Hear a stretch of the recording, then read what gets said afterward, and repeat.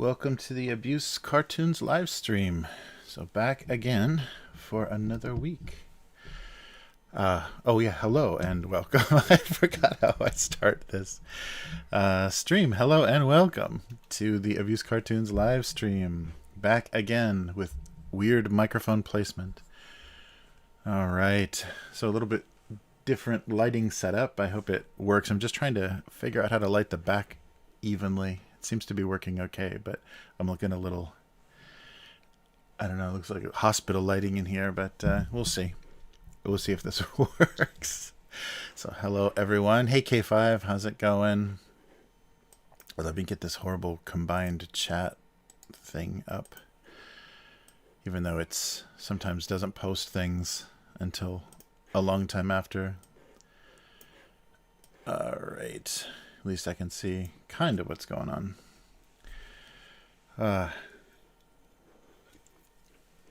So a little bit, yeah,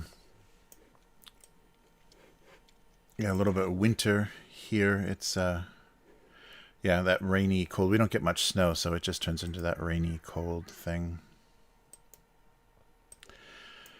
which is not fun, but hope everyone is doing well. I'm sure, yeah, people are already getting decent amounts of snow by now. I remember it snowing by Halloween sometimes, so you never know. When we've had such weird seasons, the date doesn't mean much for this season. There's the temperatures and things have been really strange. So there we go.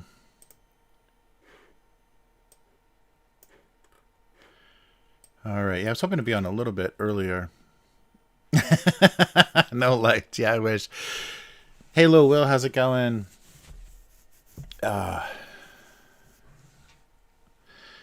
Nice. So yeah, but I spent a little time getting this working. Let me see if I can actually get it there here. So I did the audio. So no, we don't have the chime. So thank you so much. Num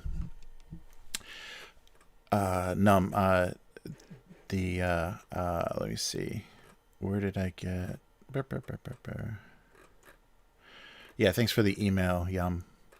Yum Num sent me the email for that sound. So that's great. Thank you for clipping that and sending that as an MP3. Oh, I'm in my wrong email. That's why. Yeah, so I appreciate that for the sound, and I did a pitch shifted version for donations, so it'll be even more bizarre. All right. But yeah, thanks so much. Yeah, and I'll keep, should do some animation or something. I should do some animation or something for the orange. That would be good. Have it like pop into frame and have the, word balloon kind of pop up. That would be more interesting. I haven't done a GIF animation in a long time in Photoshop. I think they changed the stuff. Oh, thank you.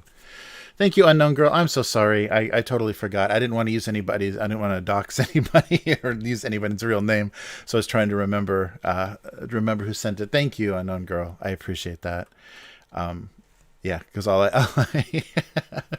had was real names, and I was like trying to connect the account names with people. So yeah, so we got that going. But I should take take some time and try to animate that. I probably even do that on stream. I don't know if I still remember how to do frames and stuff on Photoshop, but I think they've changed it a lot, because I think you can just open video footage in Photoshop now, and it'll let you edit frames and stuff. So yeah, I haven't messed around with that in a while, but that'd be fun to do. Make it a little more dynamic. Sorry. Yeah, I can't keep everyone's. If I see your name in email or on PayPal or whatever, I can't keep people's real names and names on the line through. So sorry. Yeah, thank you so much. Ah, oh, very cool. Yeah, that was great. Yeah, yeah, found it very fast. Very cool. Yeah, thanks for sending. I appreciate the help with that. Yeah, so that's on the subscription and the donation link. I didn't do any. I don't have memberships or anything else, so I didn't change anything else. But it should pop up. All right. Yeah, but back to the usual. Uh, yeah, much appreciated. That was really fun to drop in there. It took me longer than I thought, though. I thought I could, because I just wanted to compress it and make it nice and clear, and it took longer than I thought to get that saved out. But yeah, it works good.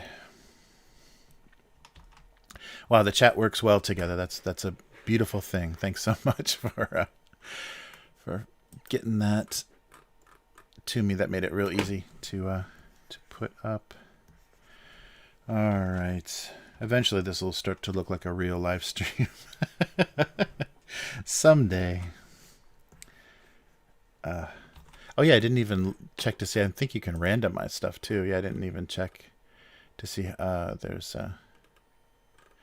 yeah, ways to put multiple stuff in there.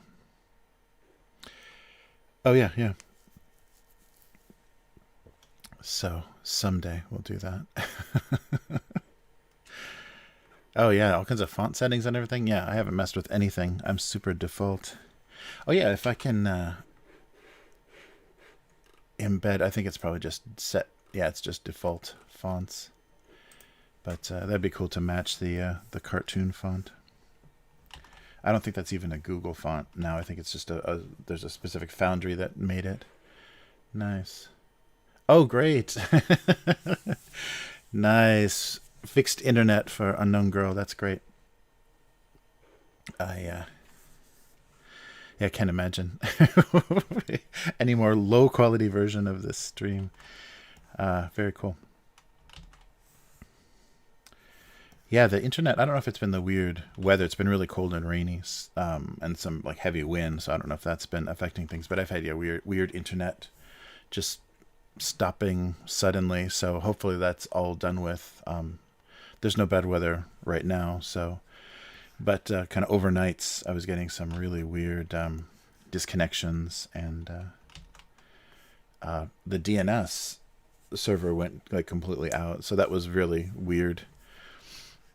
I was watching something on streaming and then just went to open another web page, and yeah, I couldn't find anything, so I had to wait until they rebooted the router or whatever was causing that. Nice.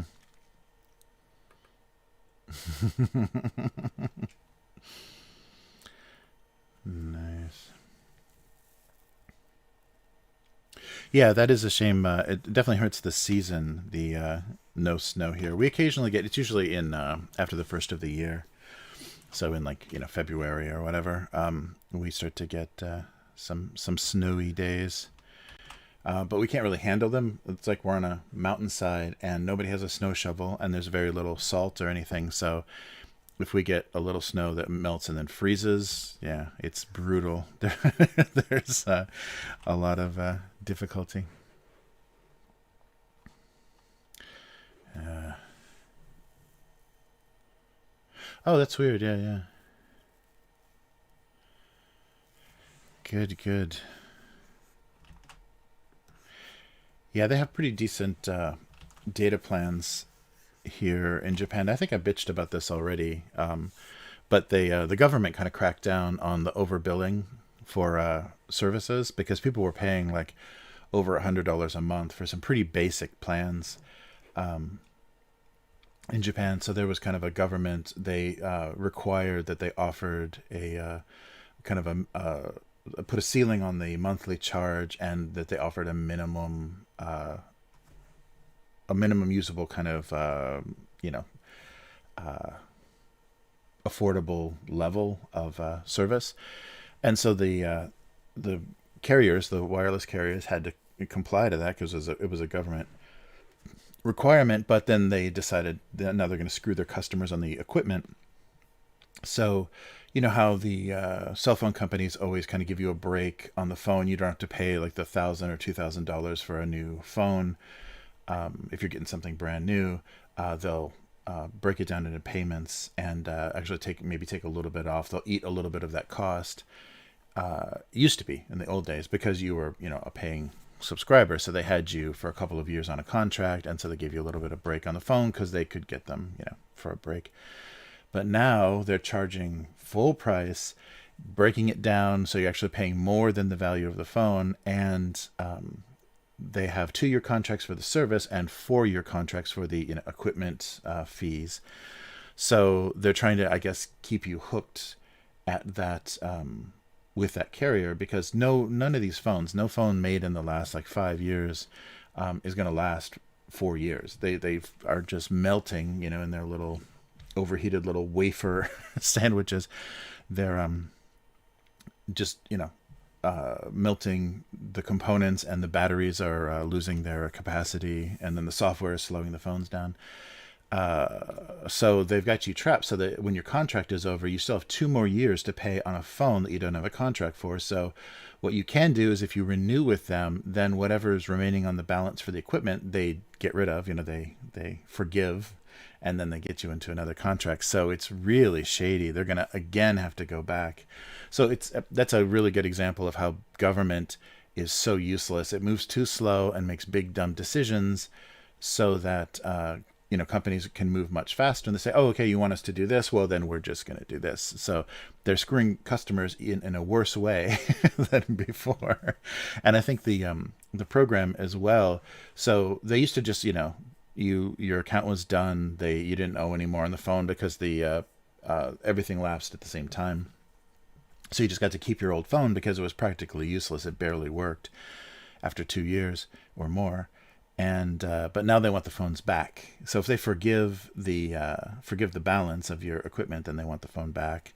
And I'm sure that then they're just shipping them off to India or Africa or any other markets where they can where they know that they can refurbish phones and have a barely functional phone for another market. So that's really shady and really disappointing.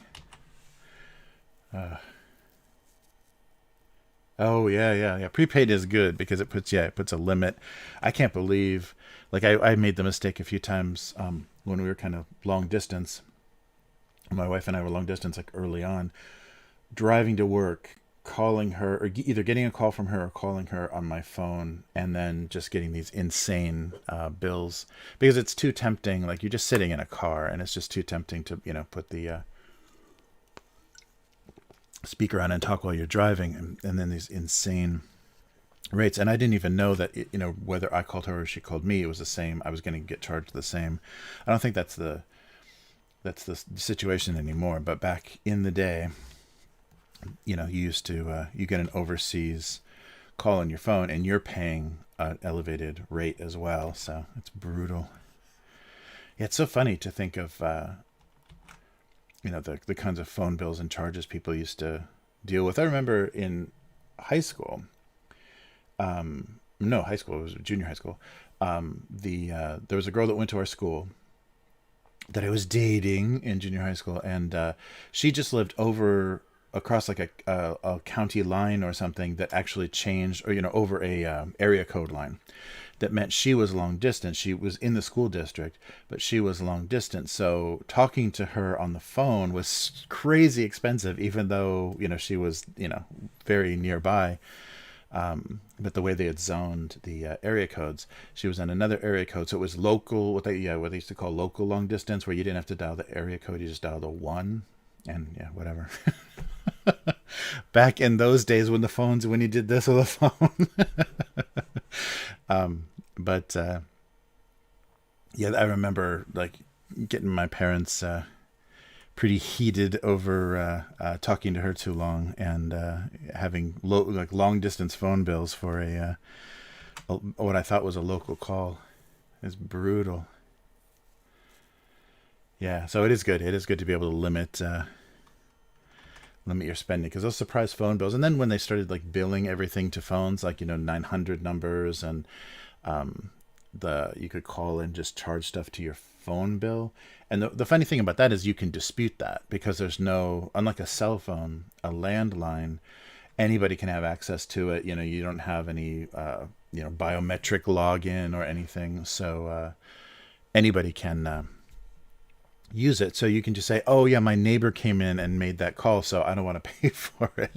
So all that stuff that they were billing to phone accounts, for the landline phone accounts, could be disputed very easily, unlike with cell phones now. So a kid like makes a bunch of charges on your phone because he knows a login or whatever, a PIN code for paying for things through Google or Apple or whatever, and you have to eat that. I don't think they're very easy to dispute compared to back in the day. Yeah, I wonder. I haven't had that situation, so I wonder how flexible they are, because I haven't ever like accidentally purchased something or been overcharged on my phone, so I've never had to ask them. And I'm not doing any drawing at all. Ask them to delete a charge. So I wonder. I'm sure it's super automated as well, just to save them money.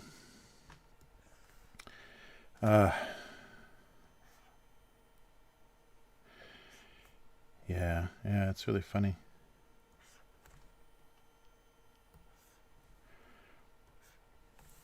But it's so amazing how many people don't have landlines anymore, or how many, phone on the wall of their house, and they don't have even cable TV or anything anymore.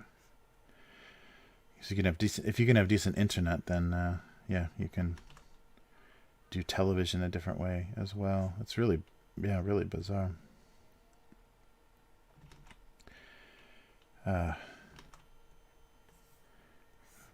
But what?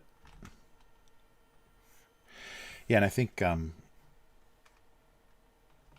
Japan's 5G is still kind of in its early stages. They're still basically only telling you there's coverage in just like major metropolitan areas. But it does change pretty fast. I'm surprised how fast they can, they can roll stuff out. Wrong lasso. That's pretty impressive. I guess that's the advantage of small countries, is you can get things. Yeah, you can change things over pretty quick, because Japan had really slow internet for the most of the 90s compared to other Asian countries. They had really bad slow internet, and then just suddenly, like, I think ISDN was the fastest, and pretty expensive, and the fastest they had for a while. And then suddenly, it just jumped up to everyone had super fiber. So it was really, really crazy. Never as insane as Korea. Korea has gone all in with high-speed internet, and they even are running it, the wireless receivers or whatever through their tunnels, their train tunnels and stuff. So on subways and things, you get really good internet, which is not the case here. There's a lot of like underground shopping and places where there's just not any kind of service still. So that's a little bizarre. Wow, yeah, that's amazing. Yeah, that's really true. Broadcast television has just really lost its hold on people, because, once it was not a communal thing, when you didn't have something to talk about with your coworkers or whatever. When you socialize more online, and so you would all watch things separately, or you'd send each other links for things to watch them. Yeah, it's funny.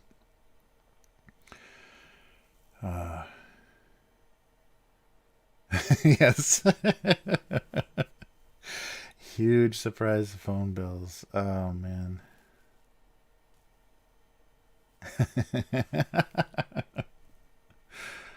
Yeah. Yeah, it's funny how they changed, and the companies really don't know how to, catch up with that or how to figure that out. And the sad thing is they're because they didn't follow trends or pay attention to their audiences and just try to hold on to the old audiences. Now they're going to Amazon and Google and saying, please let us into your advertising network. Let us use your what you've built, this infrastructure that you've built, to now access those that previous audience. Mm.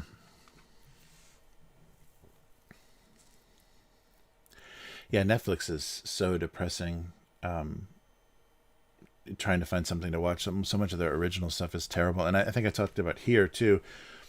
They bring in a lot of European and just from everywhere, mostly kind of like Italian or French television or Dutch television or whatever. There's a lot of dramas and stuff that are produced in Europe, and a lot of times they don't have English subtitles. They'll just have the original language with Japanese.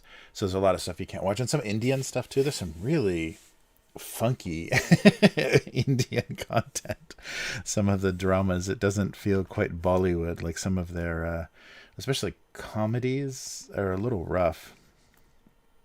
I guess anytime comedy starts to make fun of like working class or below, kind of poor people, it always gets really ugly, because people that are making television are never come from that background, or I mean, not, they could come from that background, but they're not in that situation. So their whole attitudes, like you see that on British television too, when they talk about the poor, working class, they're very cruel, and it's very ugly. Uh, yeah. I don't know. It's weird. That is funny though. That weird. I don't know if it happened internationally, but in Japan, that dump of Fox content on Disney now. So Disney Plus like doubled in size in Japan because they added all the 20th Century Fox content. Uh, yeah, crazy. But it gets really frustrating though. That's the only thing that the mindlessness of someone telling you what to watch, like having a schedule and having things on at a certain time, and just being like, okay, I'm gonna watch that. I'm not like into this. I don't really care about this. It's the only thing on, and I'm just gonna watch it. That used to be a very common mentality, and now you've got so much. We're spoiled for choice, and now it gets really frustrating because you don't want to waste your time. You're suddenly everyone's time is much more precious for some reason. It really didn't increase in value, but you feel that because you've got options and you've got choice, and so you don't sit. I just do the almost exact same thing twice. You don't sit and endure things. Like I used to just watch stuff just because it was on regular television, and I noticed that with some of the streaming, like Criterion, or I haven't tried Shudder yet, but I've heard people say that about Shudder, that when a streaming service is curated, when they choose specifically, thematically, or they choose just like good examples or the best of, or stuff you should watch, or stuff that you may have missed, stuff that was kind of unappreciated or a little bit underground or cult level, cult status. That's really good. Like you need those curators to kind of help point you, because there is such a huge amount of stuff. And when things like Netflix will just dump content on there, which is what Japanese Netflix feels like, they just dump a bunch of stuff on there to fill up content, to pad out their what they can do with their original programs. Yeah, it's really rough, because especially in Japan they'll put those what do they call them? Like the mockbusters. What are they? They're like the those crappy companies. I can't think of any of the names of them now, but the ones that they'll make a look-alike or sound-alike title movie. So when like Pacific Rim comes out, they'll do Atlantic Rim or whatever. Like they'll do box covers and stuff, or posters that look almost identical to the Hollywood thing. So they'll be out. So when that thing is in the theater and getting all the promotion, they'll piggyback off the promotion of the theatrical release of a Hollywood film with a direct-to-video, direct-to-streaming, kind of like that junk that the Sci-Fi Channel, like Sharknado and stuff, that kind of stuff. But it's ripping off specifically, like when Dune came out, there was Planet Dune came out, some fake sci-fi thing. But yeah, it's really messed up that they're trying to take advantage of all that money, of the millions of dollars that the studios spend, and just do some confusion. So someone goes into a video store. So those things are all over in Japan because I don't think there's much discerning choice. So it used to be when there were video rental stores, you would have whole walls of stuff that looked like new releases, but it was all those like, weird low budget rip-off movies. Yeah, very, very strange. Hey, Sedona, how's it going? But yeah, very odd.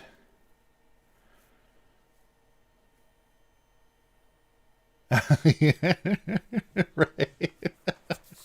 Exactly. Yeah, that's funny. Yeah, Unknown Girl said that. Yeah, watching TV, like two shows are on, two shows you want to see are on at the exact same time, and then there's nothing else on. Yeah, and then once like cable and satellite got numerous enough, you would just like spin through, like when stuff was on commercial and everything, you would just like be spinning through the channels and like not, maybe catch something interesting, maybe not. And I think that was the beginning though of the, kind of how we view stuff now, is never settling in for a whole show like beginning to end. And as soon as there's a commercial break, you knew that there was something else on, something else was not in commercial, so you would jump away from a show and try to come back before but never quite do it. Yeah. Mm. Yeah, it's really funny. So we don't have the kind of diversity of like pop culture and references and stuff, and kind of like meme culture and stuff is it's a lot of work just to know what references people are making, or you definitely, it definitely shows like what parts of the internet you are on, or whatever the things that or refer to, because yeah, it's very, what do they call that, splintered. It's very, fragmented. That's right. It's very fragmented now. It's hard to bring people together over stuff. And I think that's why companies get so excited, like when something like Game of Thrones or like Breaking Bad, like the last season of Breaking Bad, when so many people are paying attention to something, the companies just get so excited because they don't know what to do, because it's just like old times where you had millions and millions and millions of viewers instead of less than a million of looking at everything. So they get so excited when they can create enough of a buzz around something. So that's what they keep trying to do now.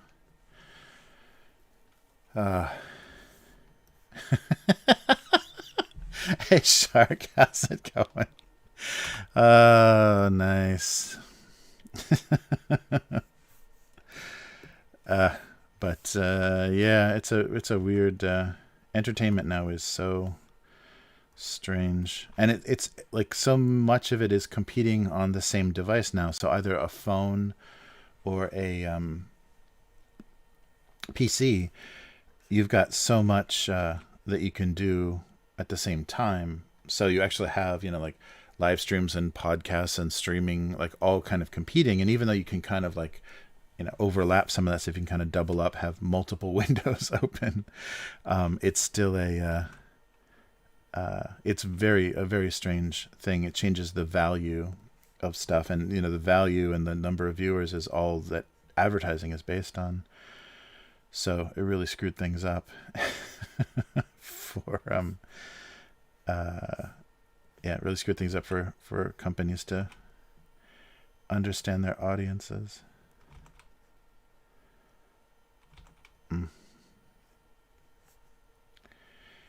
Yeah, and we're still in the middle of this war of attrition between streaming services.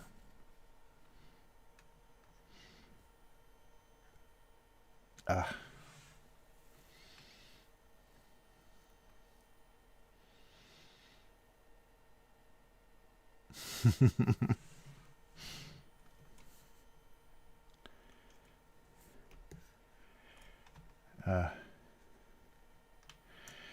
yeah, so who knows how things are going to shake out. I have a feeling that we're all going to be really unhappy with our choices sometime soon. The choices are going to get very limited. You know, right now there's so much competition, and everyone is trying to start their own streaming platform, which doesn't make any sense that they're not, trying to partner up and take advantage of having more content or having better quality content. But yeah, we're gonna have a lot of very limited options very soon.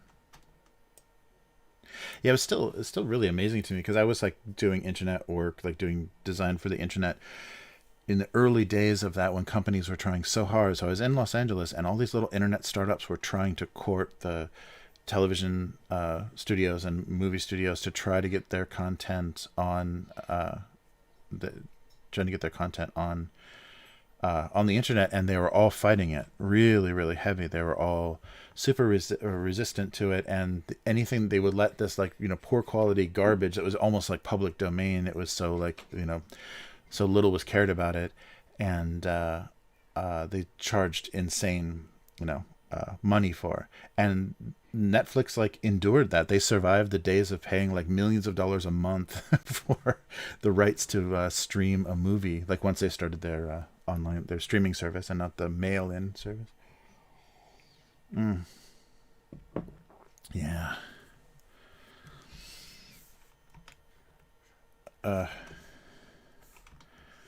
But yeah, I think it's gotten away. It's gotten away from a lot of companies. They still are trying to hold on, because that's what the value is based on, is the rights that they have to those programs. That's what the value of their companies are based on. So they've got to figure out how to have that stay valuable.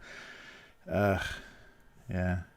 Yeah, I still remember the very early websites would go after like stuff that you would see on those public domain like DVDs that would be at like grocery stores and stuff. So when people wouldn't, there'd be no real rights holder or nobody to defend copyright for like old silent cartoons, like black and white cartoons, and just weird stuff like that. And like Night of the Living Dead. Night of the Living Dead never got a proper copyright because they were still screwing around with the title. I think they changed the title last minute. It was going to be like Night of the Ghouls, or like I think like Flesh Eating Ghouls or something. It had a really nasty kind of B-movie name initially, and they changed it last minute to Night of the Living Dead, and didn't put the copyright declaration on that title. And just the fact that they didn't do that, as soon as it was released that way, put it instantly into the public domain, and there was no way to defend it. There was no way to protect it. So that's why you see very often that's the movie, like in a horror movie, that's the movie people are watching, because you can use that movie because it's in the public domain. You can use that movie rights free or whatever, or royalty free. It's one of those famous mistakes. Yeah, that's still a great movie. I love the beginning of that. I love how like innocently it goes into a zombie movie, which they didn't even call it zombies anymore. But I love that it's just a weird, brother and sister arguing, and then the zombie apocalypse kind of reveals itself. And there's really some interesting things. Like they didn't really know what they had, I think, when they were making that movie, like how influential that was going to be, because there wasn't a zombie genre yet. They weren't calling them zombies. I think they were calling them ghouls, like in the production. And there hadn't been, like, I think any zombie previously. I watched, there was somebody did a good video essay about this, but the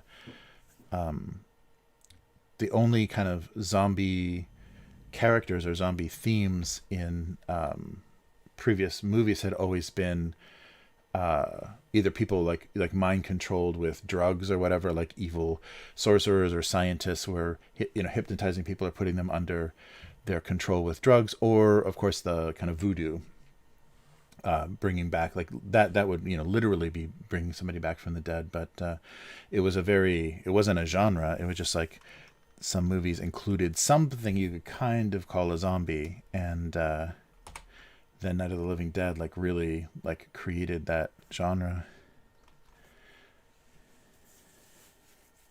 Oh, I have, yeah, yeah. I've seen some, yeah. Clive Barker's, there. Oh, so yeah. Some a friend of mine had a like a sketchbook or something. There, I remember seeing something of, yeah, a bunch of his drawings. Oh, that was I was just um watching a thing about it was it was a British channel that talks about horror movies, and they were talking about the first Hellraiser movie and how they made the studio. It was shot in England, and they made the studio redub everybody's voices with American accents because they didn't think a British accented horror movie would do well in the U.S. So they made them redub it. Also, that's why that movie has a kind of an odd quality. It's like the like an Italian horror movie or something. It is literally dubbed over, so people's voices don't match. Their mouth movements are a little off. It doesn't quite make sense. The sound of their voice doesn't make sense. The space that the voice is in doesn't make sense. So it makes it a little unreal. And they yeah, they had the had to go back and do that. So it made it much like maybe cheaper a movie, feeling cheaper because of the weird sound quality. If they would have left the original voices in, it probably would have stood up a little bit better. I just watched that not too long ago, and yeah, that is a really weird thing to go through and redub every single voice to get rid of all. But they're obviously in England. Like, it's so obvious, the external or the exterior shots and stuff. There's so much that is England in that, and it's funny. They just pretend. Yeah, yeah, no, very interesting, and no, I don't think Clive Barker's been allowed to like do have as much freedom in get as much done in Hollywood as he could have otherwise. Yeah, let me take a look. Oh yeah, yeah, yeah, definitely good stuff. Yeah, I have seen a friend of mine had a sketchbook, a Clive Barker sketchbook. There's a lot of stuff online. Wow. Oh, that's really cool. Yeah, so that definitely explains the. And what was the? There was something else about Hellraiser that was interesting. Something about the story that it was based on, or I can't remember. Or not the story, because I think it was an original screenplay. But yeah, there's been some real fumbled attempts to adapt his work. But I think that's all the mistakes of the studios. Yeah, very, very cool, dark stuff. Yeah, very inspirational for a lot of, yeah, a lot of design and a lot of especially monster design. Oh wow, somebody did he did sketches. Like, he would do a sketch when he signed books. When he signed his Incarnations book, it looks like, not only that book, but when he signed books, he would do a sketch in them, and somebody collected images of every sketch that he did, or as many as they could, when he would sign books. There's some really good stuff. That's great. I love when people do that. If you get a cartoonist or a comic book artist or somebody to sign something for you, and they do a little sketch inside. That always, yeah, makes it feel so valuable, important. Yeah, if you go to Clive Barker, I'll just post this link innocently. That's just the first page of the sketches. Yeah, so somebody, clivebarker.info, some fan, it looks like, collected a ton of just the sketches that he did when he signed books. It's pretty cool. Yeah, some really good stuff. Oh, man. Nice. Yeah, isn't that funny? Netflix used to be a red envelope that you would send back and forth in the mail. And their catalog, I think the only reason that Netflix, really survived as that kind of oddball service is because their catalog was so good. The foreign films and everything they had, there was stuff that you couldn't rent anymore. You couldn't even find in video rental stores or anything that was on Netflix. And yeah, so that was really a good way to watch a lot of. That's how I watched so much Japanese so many Japanese movies that I couldn't find anywhere until I moved to LA. And then there's a ton of places with, that are big Asian film archives, basically. But originally it was tough to find anything. Think about like when I was in Chicago and stuff. It wasn't easy, and so Netflix was a real lifesaver for finding really rare cult stuff. There were a couple of good. I bet they're so long gone, but there were a couple of good rental shops in Chicago that had a lot of indie films and a lot of stuff that, and I think maybe stuff that they actually put on video, like they actually funded the video releases of some things. Oh man, K5 needs food. Nice. Yeah. I like that. The connected line work. That also helps you draw pretty quickly, especially if you're drawing like the same, because he seems to draw a similar profile character a lot, and so that makes it go pretty quick, kind of like your signature. Because I used to do that when I would at Comic-Cons and stuff, when I would sign my book of collections or anything that somebody bought. I would always do, I can't this tells you how long it's been since I've actually designed or autographed something for somebody, but I would just do this little cup always. So 2 lines here and then the 2 eyes here. Yeah, this would always be the thing next to my signature. Is I would just doodle this little cup every single time. So once you do that enough in a row, you get pretty quick, and you don't even really have to lift your pen. But that always used to be next to my signature in the early days of this cartoon. But it's been too long. That's depressing. Oh man.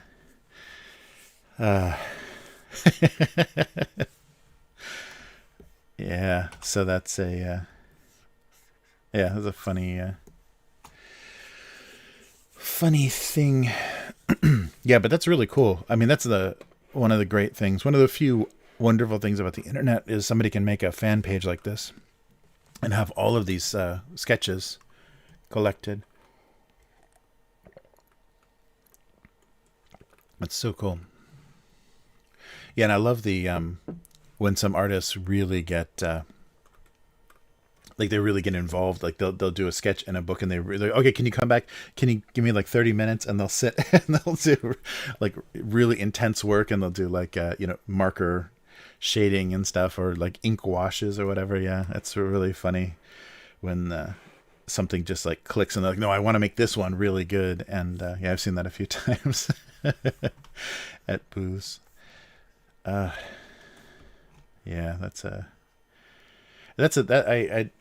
The frustrating thing about that, like sitting at a booth at a Comic-Con, is either you're slammed crazy busy, or there's nobody. And so that kind of feast or famine, as far as like there's not a steady stream or like a regular schedule of anything. So you either like shortchanging everyone by doing things too quickly, or you don't, there's like nobody around. That's very funny.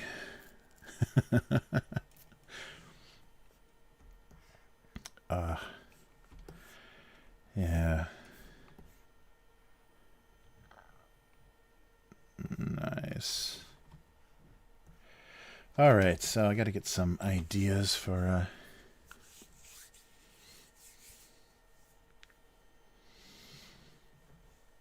wow, yeah, Netflix was $4.99 a month. That's insane.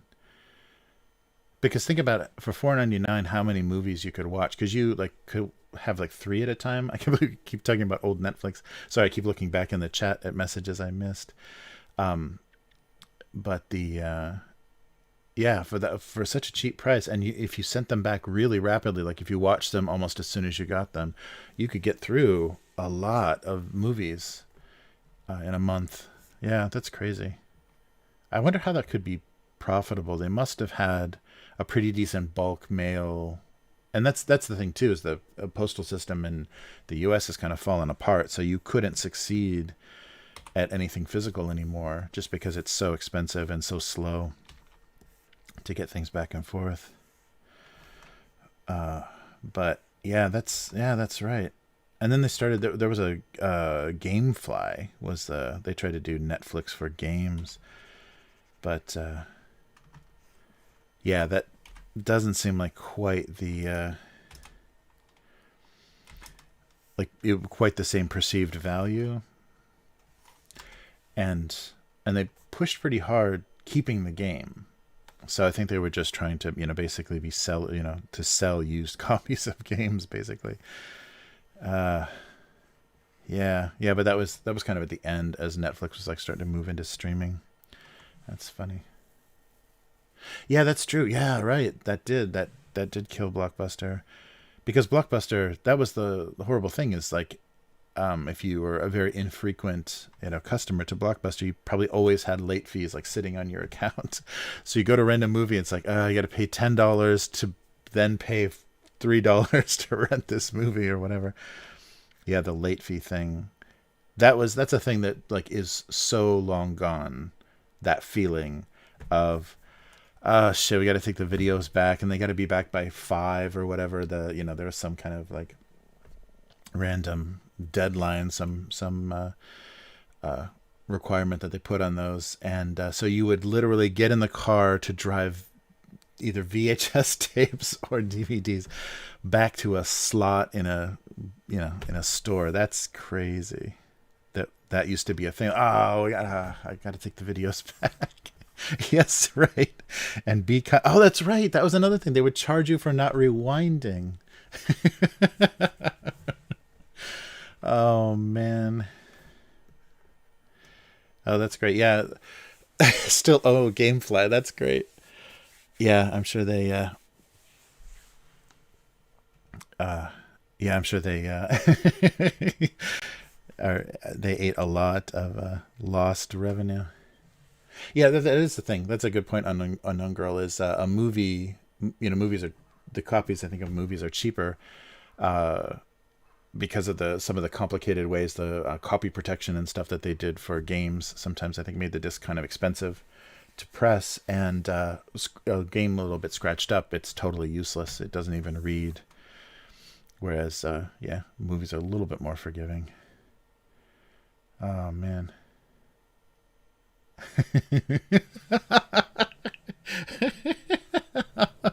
That's so funny. They're closing down, and you go to buy the $1, $2 tapes that they're getting rid of, and you've got late fees. That's crazy.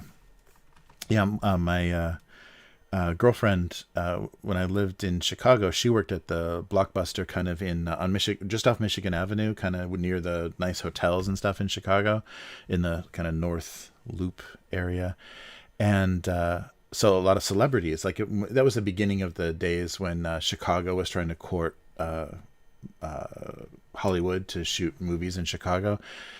And so they probably had tax breaks or whatever. So a lot of celebrities would stay at those hotels, and they would come and rent movies at that Blockbuster, and they would never return them. Never once. They didn't even have an assistant return them. They would leave them in their hotel rooms. That was just how because somebody would take care of it, or who cares, So they went in and every time made an account, every time they rented movies, and then just left them in their hotel rooms. Yeah, that's so funny.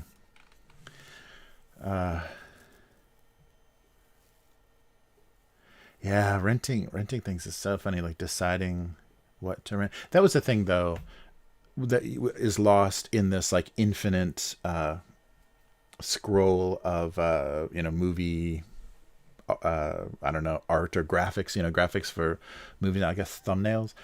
The thumbnails for streaming services, it's not the same as when you're going to the video store and you're looking at the cover, especially horror movies and things where they're really trying to get you, the thing on the cover of the box is not even in the movie, but they're just trying to get you to rent it, and or just trying to get you to buy a ticket. So the old movie posters and things, not even that old, 80s stuff, was always so deceptive and always so fun, because they were trying that, that was their their only chance to get you, or their last, like, kind of their last line of alluring. But yeah, that's so funny. I think that's hysterical that no famous person ever returned their videos because they don't care. And I wonder if they have agents or whatever that have to deal with that stuff. Like eventually they have like $1,000 because, well, back in the day though, like at that time, so that is early 90s. So the value of those VHS tapes was crazy because there wasn't the what they call the sell-through market or whatever. You didn't have videos at Walmart and whatever, like big piles of VHS tapes. The first release, like when it first came out on video, it came out and it was like a $90 tape. Like the tape cost $90. That's what the rental places paid for it. So that VHS tape was actually pretty valuable. So, if it got screwed up, if it got damaged or whatever, they needed to replace it. They needed to cover that fee because there was I forget what they called that market, but there was a special way you could purchase a movie early, because remember it used to take like 6 months or a year sometimes for something to come out on video after it had been in the theater, but it would show up at the rental stores earlier and earlier. But those tapes that they bought were crazy expensive in the beginning of that era, but they could make it up pretty quickly. They could make up just in a couple of months. The tape would be paid for and then it would all be profit, but the tape had to survive that time. So they did take quite a bit of a beating if you rented 3 or 4 tapes and didn't return them, because that's it's $300, $400. That's crazy. Yeah, right. Yeah, so somebody just had some lawyer or something, had to probably settle that directly with Blockbuster corporate or whatever. It's so funny. Yeah, but I don't know. That's a really it's really silly. All the physical media created a lot of those weird situations, because now that wouldn't possibly exist. Like nobody would rent anything physical. So they would just have to pay for video on demand in hotel rooms or whatever. Yeah, that's a weird thing. I haven't, because you don't need to do that anymore. I haven't even seen what that looks like. But that used to be such a bizarre process, like a remote, like ordering something in your room with a remote. They have I don't know if it's still a thing, but I saw when I was first here in Japan, if you want to watch the adult channels or video on demand or whatever in your hotel room, there's a little machine. There's a little machine like by the elevators that you have to put like $20 in or something. It's pretty expensive, $20 or $30 in, and it gives you a little card, and that card either has a number on it you have to enter into it, or you like swipe it or something. I'm not sure what the process was, but you didn't, so because people didn't want to have to deal with, or how if you do video on demand, the when you check out, the front desk has a list of everything you rented, and can you confirm that you watched all of these movies or whatever entertainment you were doing. So they have a record of all of that. And so I think in Japan, to eliminate that, because they're all about eliminating social embarrassment or uncomfortable situations. So you just did the little card thing, and it was handled like completely separately. So it wasn't a charge directly to the room. So you didn't have that uncomfortable exchange of, oh, so you you spent a lot of time last night watching these movies. Oh man.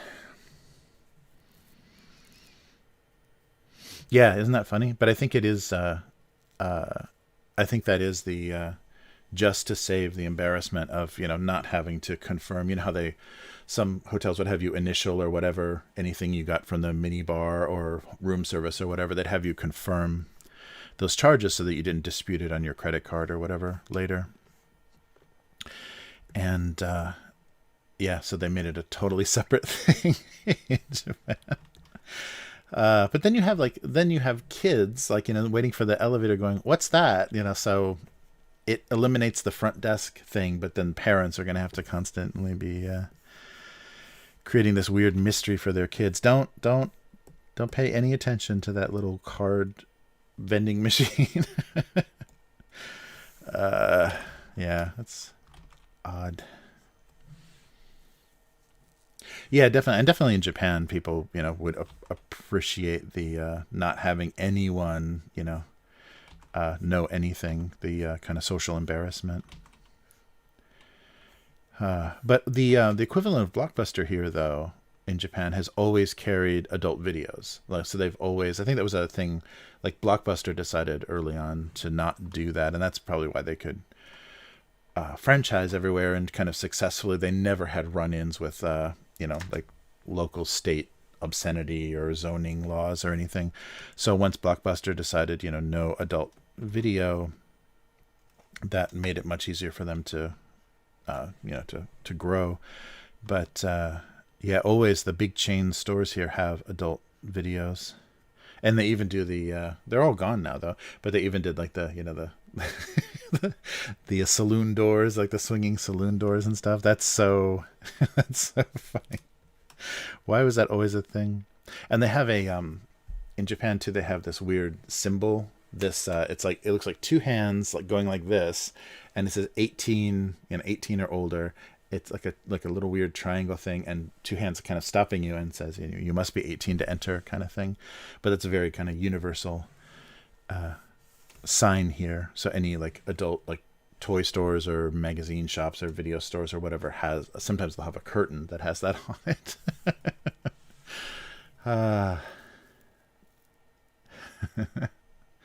Yeah. Hmm.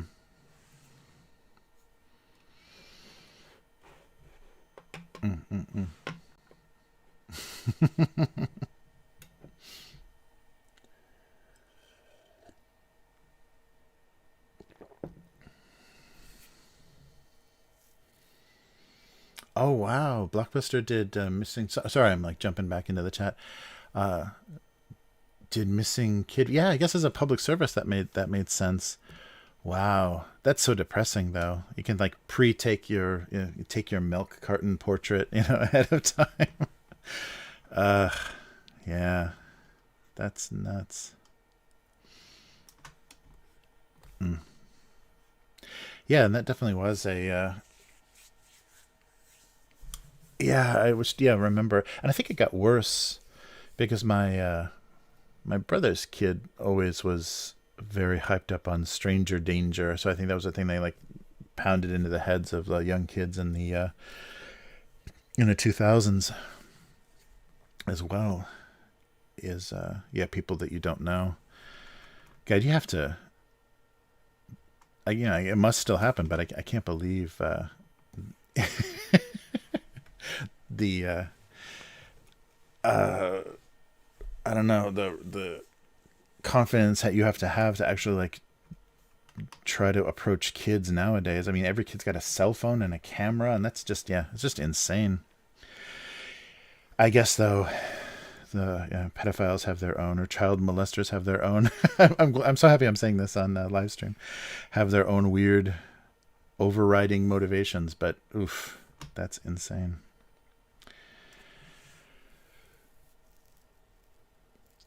Mm, mm, mm.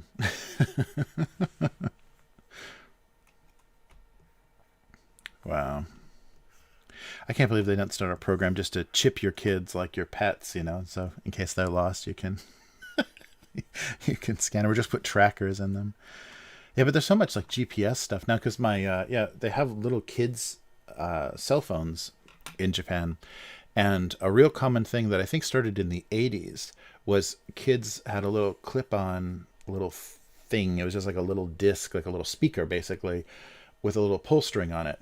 So clip to, because all kids wear the same kind of Landaucell, like this hard leather hard frame backpack. So all kids have the same kind of school bag, and so they always have backpack straps. And so strapped to that, like starting in the 80s, I think, it's a little alarm speaker that if you pull the string, it just like emits this piercing alarm sound, which everyone knows universally means it's like a kid alarm, like a kid's in trouble. So that was pretty standard for kids to have on their backpacks, like starting in the 80s. If they were approached by some weird person or whatever, they could just pull that. They have a little ripcord of "Help, I'm in trouble." And so now the kids' cell phones. So they let kids have cell phones as young as elementary school, and they're those limited phones that can only dial like preset numbers. So you just push the preset like what, 6 or whatever, your parents and relatives and whatever, on your little phone. But that phone also has that same pull string. So you've got this little phone, and so it's got GPS. It's got a little pull string alarm. It can, like, one button call people, call people if you're in trouble. And it also, a lot of the schools put sensors at the gates of the school, so that you could actually, like, with an app, get notified. Or I guess it's email notification. So you can set up an email notification. So on your phone, you get text or email that says your kid passed this point, your kid passed this point again. So they did a lot of crazy stuff here to just to make it, I guess, because kids ride trains and stuff here a lot more. There's not school buses very commonly, but so they had that kid safety stuff. Got pushed pretty hard here. I think because they had, like, Japan reacts really strong to the high profile cases. So if there's a high profile abduction, the whole country is kind of, paying attention to it, and it changes, laws and the procedures at schools and things. Because that's why there were a few kind of crazy, mentally ill people running into schools with, like, kitchen knives and trying to stab kids in the late 80s, early 90s here. And so then when they started to build schools, or even existing schools, they built these huge walls then around the school grounds with these big gates that would be closed, during off hours. So the school, like, literally closed down. And it's very difficult for people in the local area to have access to the school. So it definitely changed the relationship of a public school or the school ground to the surrounding neighborhood, because you couldn't feel like it was, you could interact with it or whatever. They were just too worried about the few, bad apples, the few, dangerous people that were going to be a little too interested in schools.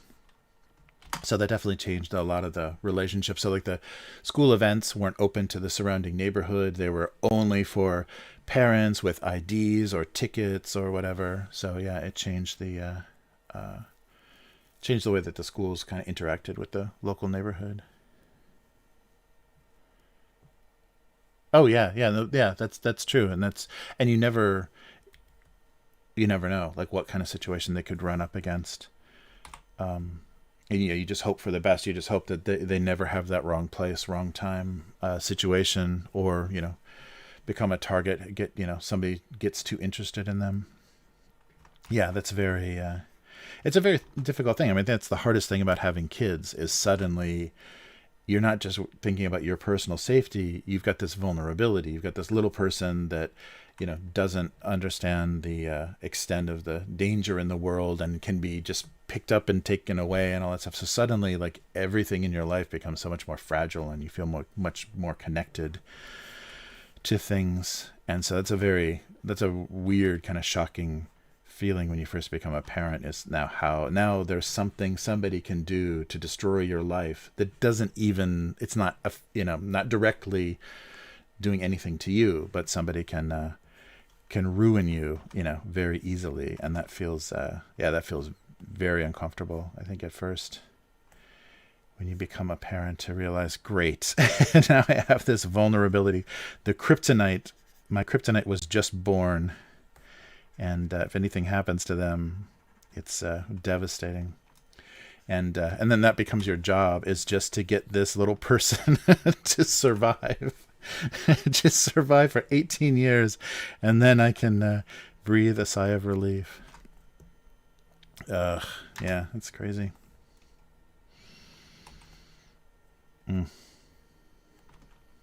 Yeah, that was definitely, and my first daughter was a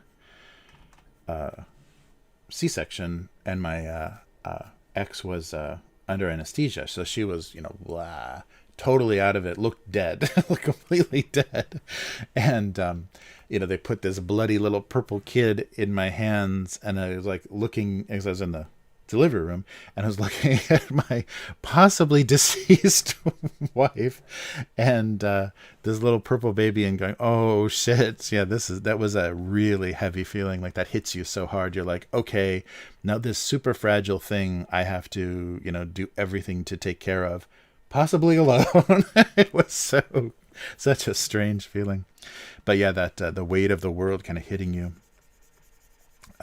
when you become a parent is very, nobody can really explain that to you, I guess, because everybody kind of has their own reaction to it, but nobody can kind of prepare you for how that's going to feel.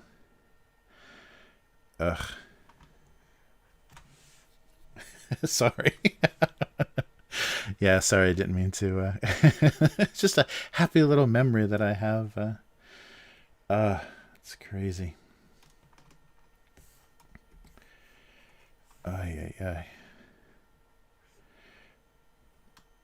But, yeah, kids are, it's a funny thing. Yeah, let alone all the, parenting and all the, fighting for their own identity and freedoms and stuff. Just that beginning stuff is hard enough. Mm-hmm. What am I doing? Just boxes and boxes and boxes. All right. So maybe not boxes. Oh.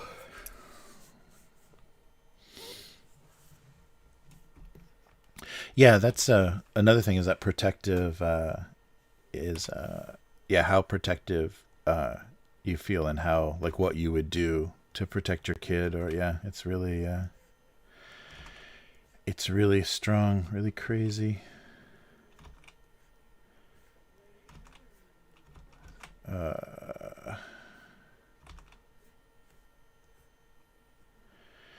All right, I'm still drawing boxes. Let's try something else here. Happy little box. Yeah, then I'm the Bob Ross of box line art. All right. Yeah, we'll just try some things. Yeah, I've got to work on I don't know, like what visual vocabulary or whatever is getting very limited, especially with this cartoon. I'm kind of doing the same things over and over again. I need to try to draw stuff, more unfamiliar things,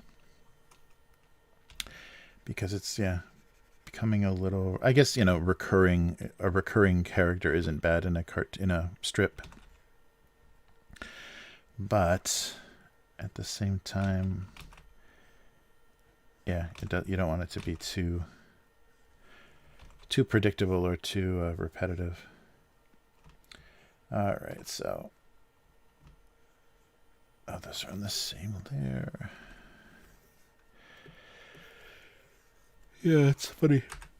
When I go back through older strips too, I'm surprised how much detail goes into certain stuff, or like the subjects of certain not a book of certain cartoons. Like, wow, I actually tried to draw that. Yeah, it's very funny. Oh, but now that it's that voice clip on the notifications, I'll probably miss it even more. Hey, Hypno, how's it going? Oh, it's been a while. Yeah, good to see you. Long time no see. Yeah, very cool. Yeah, been around doing the same thing vaguely on the same schedule, kind of, kind of on the same schedule. It's been hit or miss. Yeah, I've had to do a few few Thursdays, which would be like Wednesday nights here and there, depending on weird schedule stuff. Yeah, I don't know what's going to happen over the holiday. I think things are still going to be pretty small scale, low key again, even though Japan's doing pretty good with numbers of things. But who knows how long that's going to last. They're predicting February. There's going to be, because everyone's going to travel for the new year, just domestically. And so that's going to open people up to new exposures. But the funny thing about the bad weather in Japan is they have no idea why it's doing what it's doing. Like, they don't know. They don't know what factors are changing things, why the numbers are so low when just a few months ago they were in the thousands. They have no idea. So, yeah, it's very odd. Yeah, I've heard some people say, some scientists say that like a virologist and stuff, talking about the interesting thing is, like, when we're worried about variants, mutations and things, is the one thing you have to remember is, the things, the bad weather doesn't, it mutates and it changes to try to make itself more effective and try to survive. But just like everything else, it fails very often. So if it's a situation where it just can't kind of figure out the best approach, or everything that it's done kind of fails, those variations fail and never become a variant. But that could be a process that kind of compounds things, because the reason that we're doing what we're doing is hoping to make this contagious living thing extinct. Like, we're trying to do this extinction level event. It's the only way you kind of get over these sorts of things, is create a situation where it can no longer replicate, it can no longer reproduce. And so that's when they're talking about group immunity and all that stuff. That's what you're trying to do, is it loses all foothold in people. And so some places are going to have that before others, and yeah, it's going to be odd. But like I said, nobody knows why it's doing what it's doing right now. It's just biding its time. It's just waiting for those holiday get-togethers to really shine again. But that's not the case. Like, a lot of other places in Asia, there's a lot of they're talking about a chicken shortage. So fried chicken is the big Christmas food here. KFC does big money. But I think Thailand is a big supplier of chicken for Japan, and they've got a shortage because of illness. They've got a shortage of farm workers and like chicken processing, so there might be a chicken shortage. Oh no, KFC will be in trouble.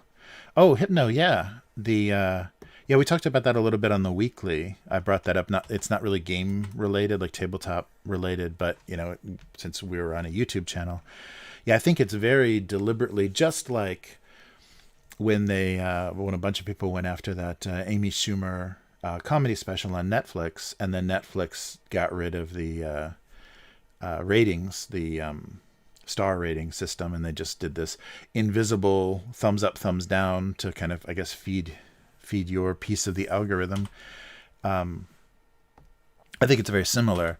I think like the U.S. government and like handling of like weird announcements. I've seen a lot of like news stories get like super ratioed in dislikes on YouTube, when obviously these I forget who it was, but these just like talking heads are just spewing this disinformation and trying to like force everybody into this like one message, or the correct message, and people can see that. People can they're not stupid, and they can figure that out when they're just being lied to. And so a lot of those videos getting huge dislikes. So I think they're just trying to protect because all YouTube is doing is waiting for the day when it can just kick all the independent, content creators off of the platform because they don't like the variable. They don't. They love to have basically people stress testing their systems and showing them how new features would be used, and basically getting educated, just like Twitter. Basically, Twitter users educated Twitter on how to create their platform. But I think that's the case with YouTube. Is eventually they're just gonna slam the doors and say, yeah, you got to buy a $10,000 license if you want to be on YouTube now, and it's just going to be all corporate and government channels, and they'll be making plenty of money. Like, they won't have any drop. They'll have a drop in what they have to provide as far as servers and bandwidth and everything, but they're not going to have to deal with all those unknowns, all those inconvenient opinions, and people being unhappy with stuff. Yeah, but I think it's true. I mean, it's like but it's your only voice. It's your only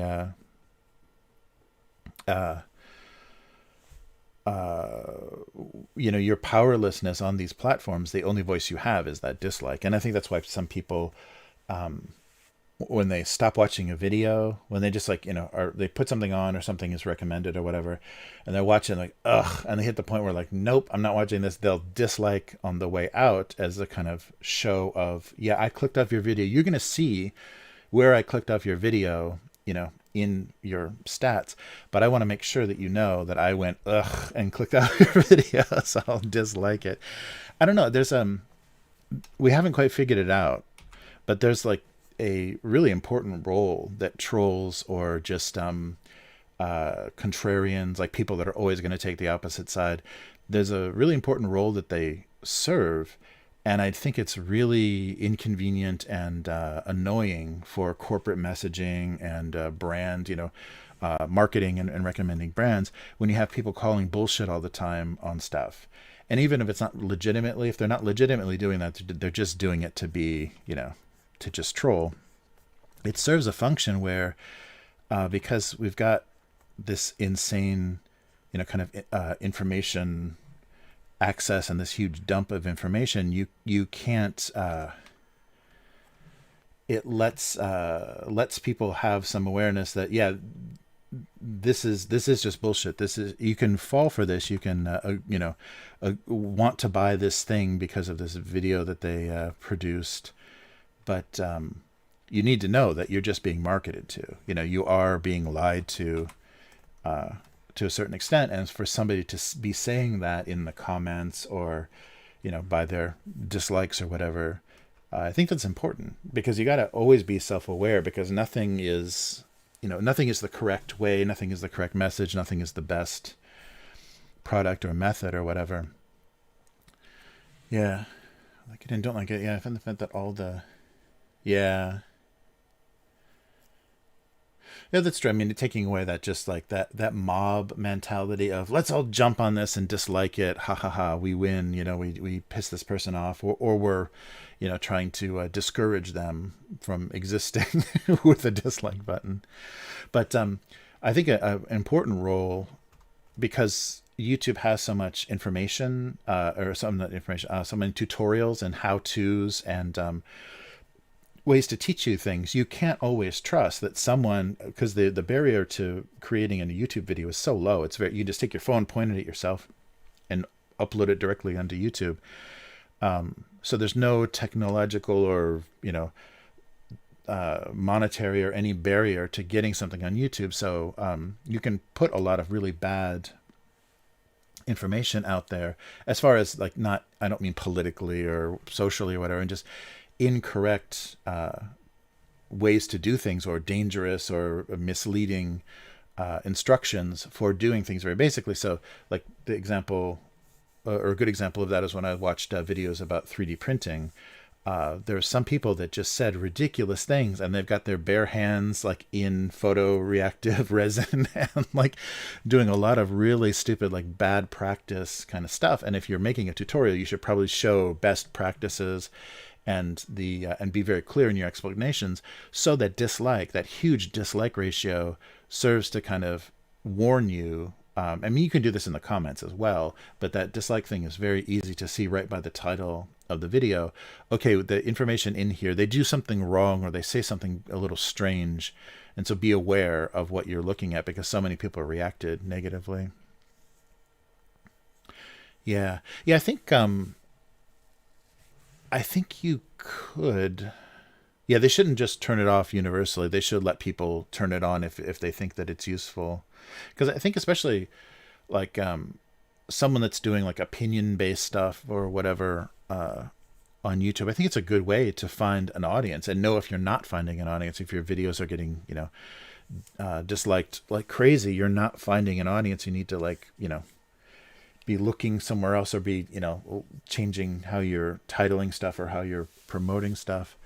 I think it's a useful tool, but yeah, I don't know. It's a weird thing, but I suspect that they're only doing it for the worst possible reasons, and they're wrapping it like their official statement said, "Oh, to protect small creators just starting out," and so they're couching it in these terms that it's so difficult when you get a dislike and you want to kill yourself or you want to cry or whatever.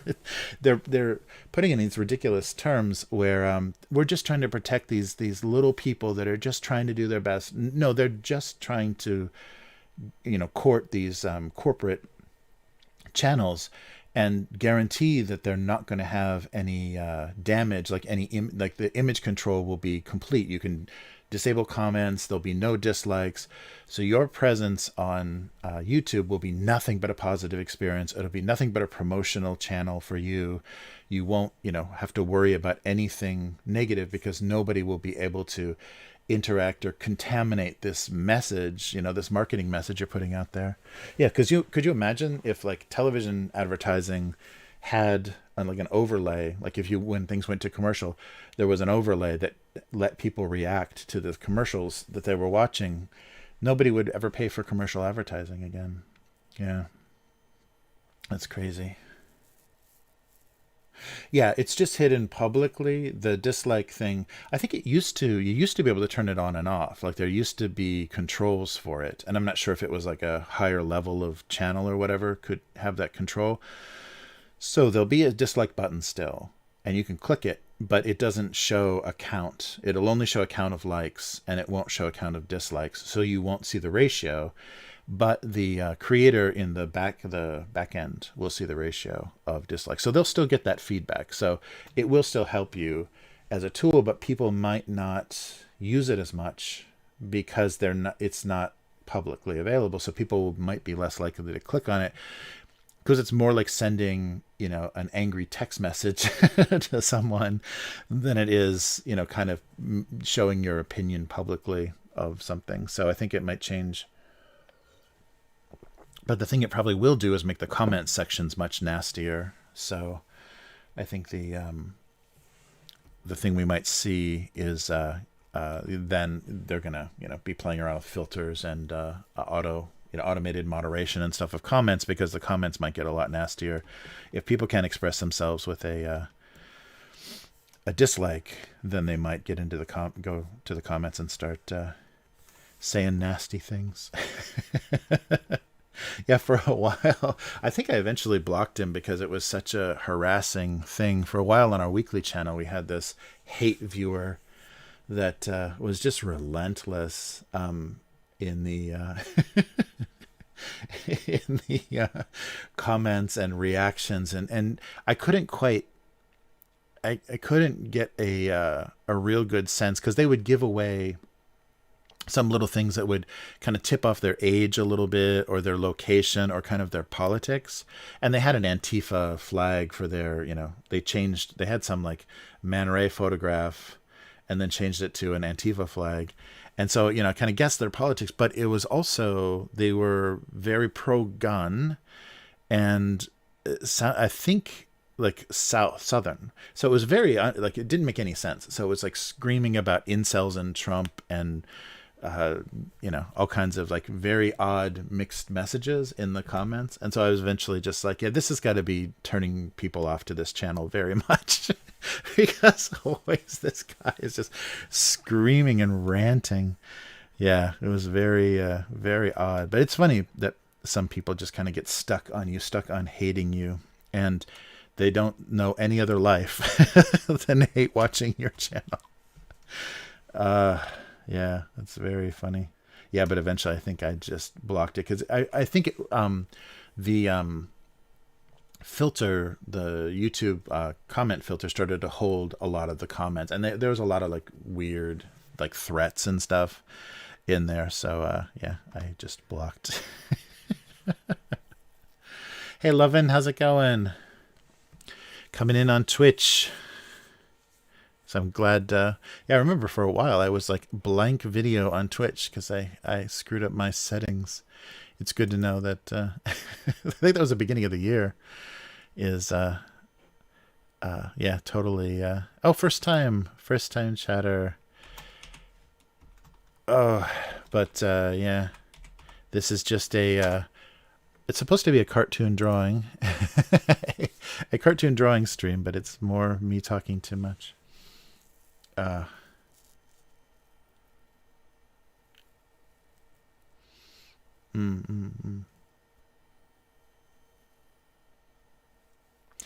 now I think they just did it auto across, and you can't turn it back on now. I think you could turn it off, and now it's going to just be off everywhere. There'll be a big dislike button, but no count.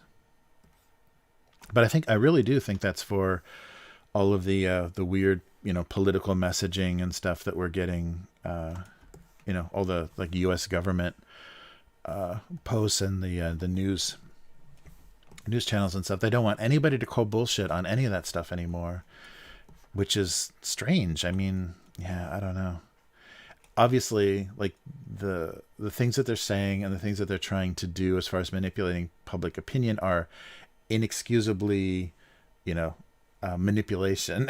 And so they don't want you to be that aware of yeah, I mean, it's always been that, but now that we have tools to kind of quietly dislike protest stuff, I guess they're going to take that away. Yeah, but so many of the movie trailers and stuff, are getting dislike bombed for whatever reason. But yeah, all it would take though is someone to do some sort of Chrome extension or whatever overlay for YouTube that lets you. I don't think they could make the dislikes visible again, but they could probably create a secondary system that you could be logged into where you could still publicly dislike stuff. Wouldn't be hard. All right, so pictures. Oh,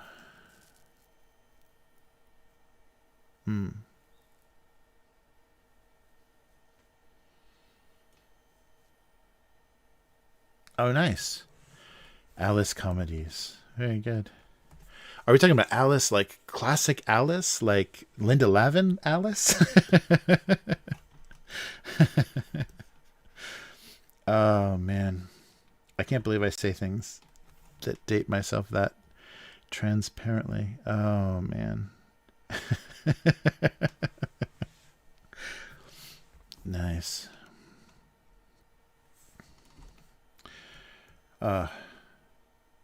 Yeah, so I don't know. I think YouTube's master plan is going to lead us to a desolate corporate wasteland. I mean, we really should enjoy what's going on now because we're just going to slowly be squeezed. Or it's like, we're that frog in the pot. They're raising the temperature, like a degree at a time, and we're not going to know until we're cooked frog, until we're frog soup, that we have lost this whole situation. So we should enjoy the kind of social interaction and everything while we can, because that doesn't serve the corporate best interests. So it may not be with us for long.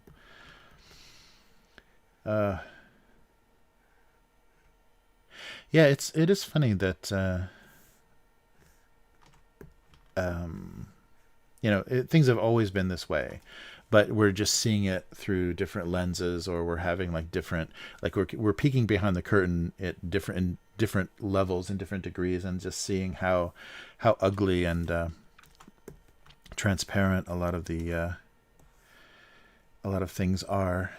And it does make it gets pretty depressing. Like that gets pretty you can definitely get into really dark rabbit holes, on YouTube and even like Twitter or whatever.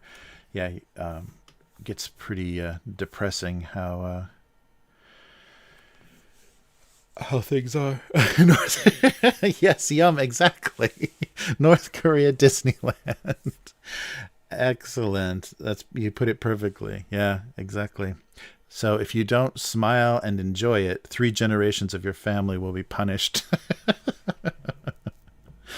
Yeah. Yeah, someday. Someday I think first before they charge, because I've tried to charge the customers with that, like the YouTube Red and that the premium I think is now.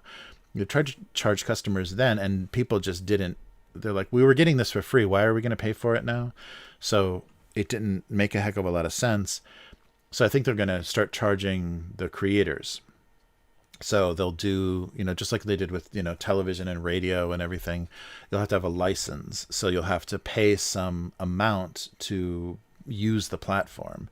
And depending on, and what they're going to do is, oh, you have 1 million subscribers. Well, with this new premium package elite service, white glove, whatever they're going to, whatever terms they're going to put it in, you're going to have to pay us, $1,000 a month or whatever for having this many subscribers on our platform, because you have access to these people. And of course you can sell them things and you're generating ad revenue. And yeah, I don't know. Or because they're already, they're already taking a piece of the ad money. I don't know. I wonder what's going to be the first approach, like what's going to be the beginning of the end. Yeah. Oh, that's cool. Yeah, right. Download, yeah. Yeah, so those are certain things like, yeah, like downloading video, having like a offline option and things would be. Oh, nice.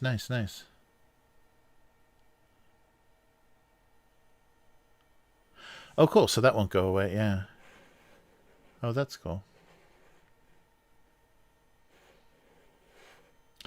Yeah, right. Didn't they do? Wasn't the Cobra Kai? Wasn't that YouTube original?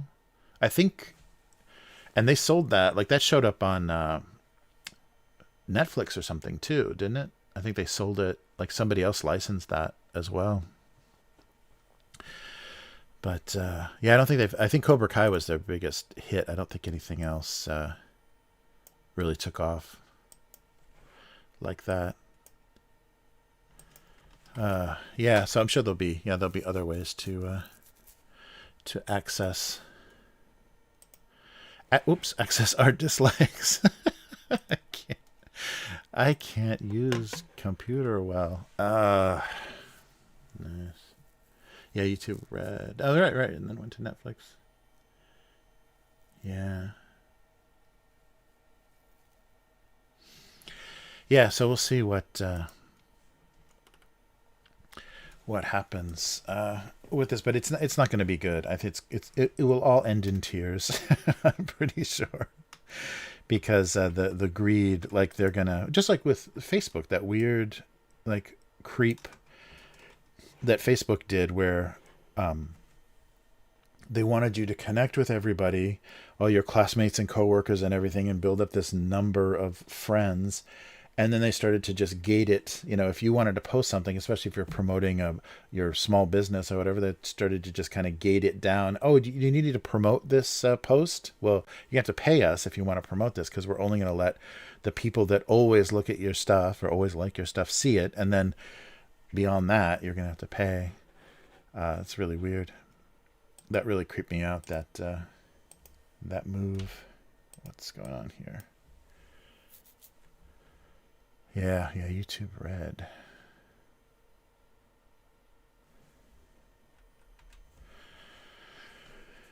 Yeah, it's funny.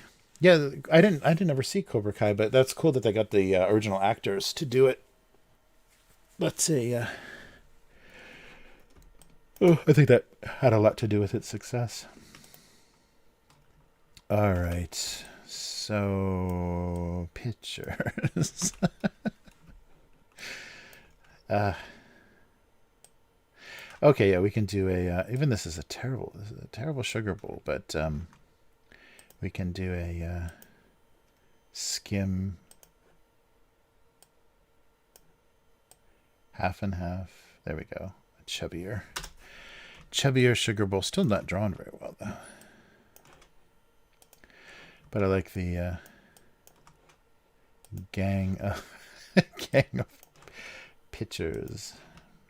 Oh, maybe this one shouldn't have. I shouldn't make them transparent. So, yeah, I just don't. I kind of played this game during the first internet bubble where we were doing websites and marketing and stuff early on. Like a guy that I worked with at one of the internet companies, we kind of went off and did our own thing. And to just have to totally rely on the whims of these companies and how they think they should be taking over markets and how horribly they treat their users or their people using their just like the do you remember Facebook gaming? Is that I don't think that's still a thing because they killed it. But there were all these companies like Zynga and all those companies that were basically using Facebook as their platform for these social games, and they were using the fact that you could spam your friends on Facebook to, plant your corn or kill your mafia, your gang rivals or whatever. All those groovy Facebook games, and then they totally killed it. They just choked the access and the ability to make money for those game companies. Uh,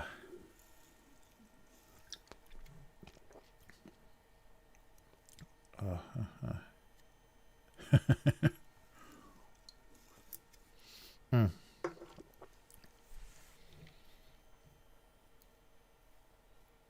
Yeah. No ads definitely is very tempting because especially when people post illegal stuff, they'll put ad breaks like every 2 minutes, like audiobooks and stuff. Sometimes I'll find something on YouTube like, oh, this is great. I'll fall asleep listening to this audiobook and every oh, and that's the thing too. The ad sales are so different between in different markets. So in Japan, it's very very different. The advertisers in Japan. So Japanese television and Japanese advertising is really short and quick and punchy, and that's why it looks so weird to Western people because it's so kind of bombastic and quick and over.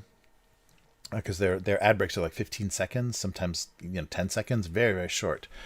But on YouTube, these weird Japanese companies are taking advantage of maybe no limit or not having to keep people's attention.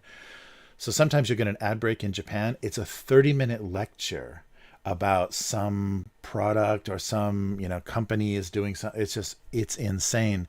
So if you fall asleep to something on YouTube, you'll wake up in the middle of the night hearing this ad pitch for some ridiculous thing, and they're really poorly produced. They're just a phone pointed at a guy in front of a whiteboard and just rambling on and on about some product, and so they don't see. They'll have 20-30 minute commercials on YouTube, whereas and maybe it's a reaction to not having that kind of access to television or whatever. But oh yeah, it's brutal. Yeah, it's very funny. Yeah, I wonder how things are going to shake out with this ad model and everything. We'll see. Okay, so that I like the visual of that. I'm not sure if I'm going to have a joke for that, but visually that works. All right. Uh,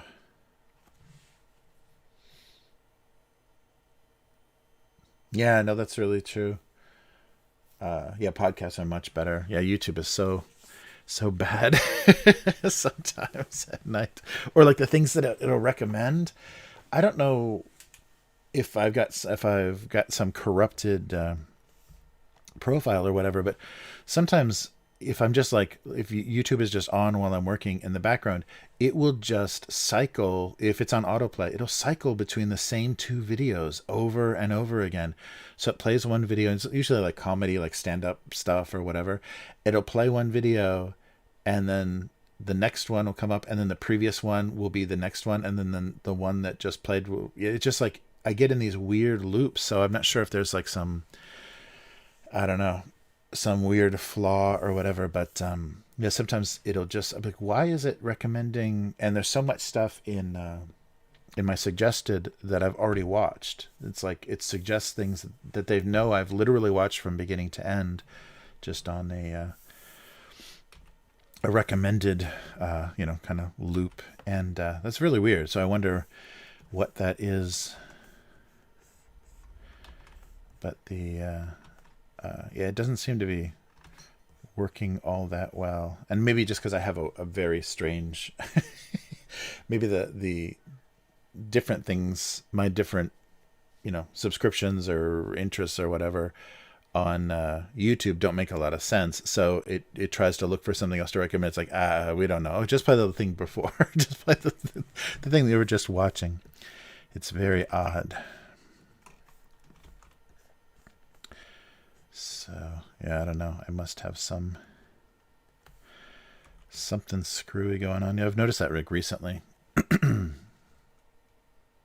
Mm.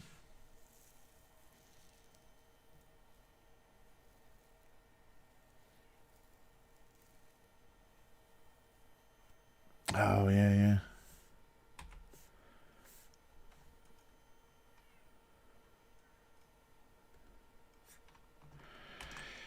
Yeah, it's really it's an odd thing, and I can't believe how because I still remember like junior high school students saying, "Oh yeah, I listened to all my music." A long time ago, I listened to all my music on YouTube. I was like, "You listen to music on YouTube?" What about all the Pandora and Spotify and iTunes, and like there were so many like music only options. Like no, I just listened to all music on YouTube. So I think very early on, a lot of music companies in Japan adopted YouTube, and that wasn't maybe that wasn't the case because other companies were trying other things, and maybe YouTube was their last thought, of as a platform. But in Japan, so it makes sense that they started that YouTube music thing because very early on, some areas of the world started YouTube was the way that you found music. Like you literally relied on YouTube's recommendations when you were listening to something to recommend something else. So yeah, that's crazy. I can't believe that actually happened.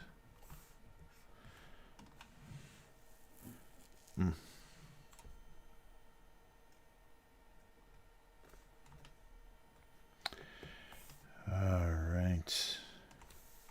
So something else. Let's draw some things that aren't boxes. Yeah, I've been drawing this thickness and this kind of small size and then blowing it up, but I think I'm losing detail.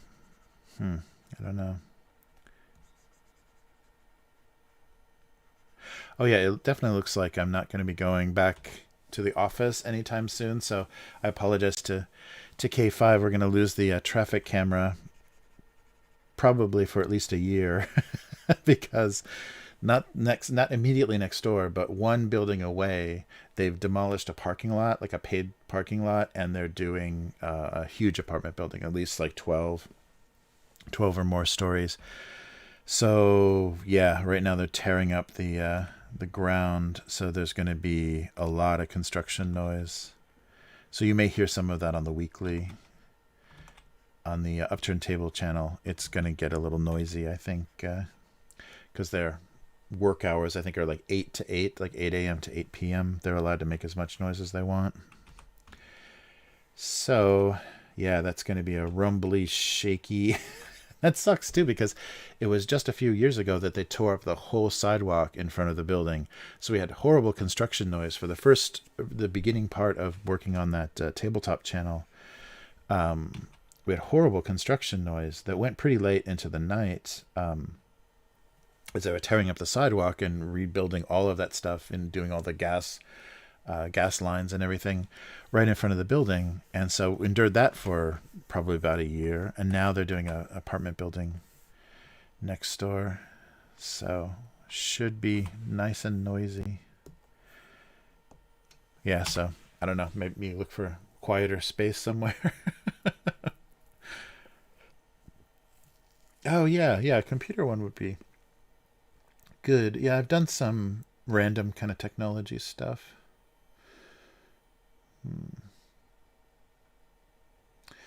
Yeah. I always do like really retro-y looking stuff though. Yeah, what is like a miserable thing?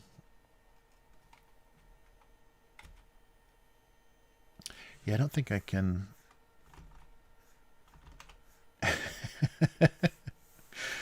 Let's see. Do a monitor talking about. Can I do a like and dislike joke? I don't know if it'll come across.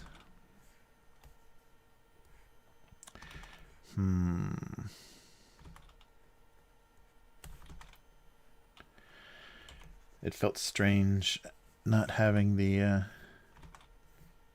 not knowing how much you were disliked, or the public not knowing. Oh, that was actually pretty good. The public not knowing how much you were disliked. Let's do some weird. Oh, I can't even think of a. Yeah, like some weird design for a base for a monitor. There we go.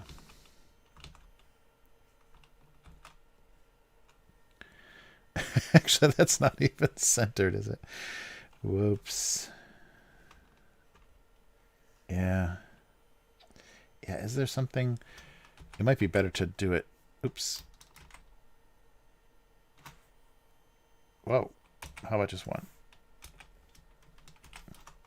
To do it.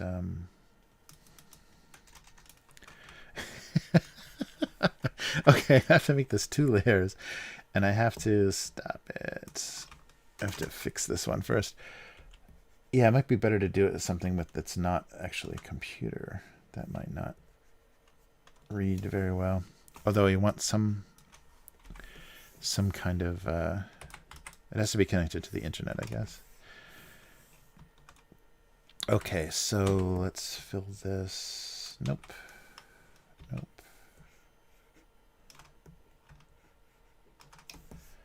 Fill this and then put this behind there. Oh, no. It's not. Oh, here it goes. One more. I'm not doing great with this. There we go. There we go. Yeah, I wonder if it would be better to do it as just like groups of things. Visible dislike.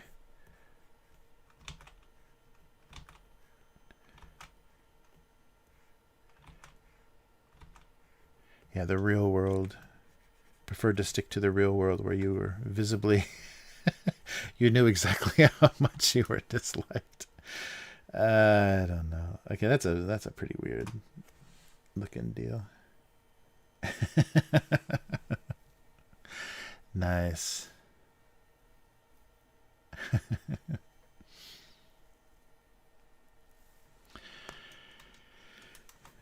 Let's see if I can make something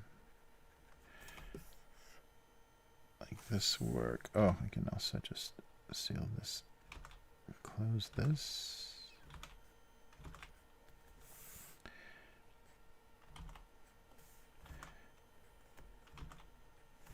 And then maybe some buttons or something on the side.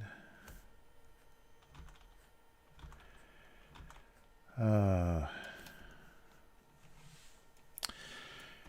right.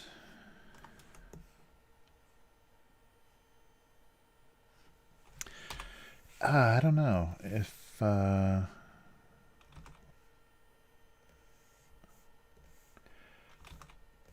phone and a monitor.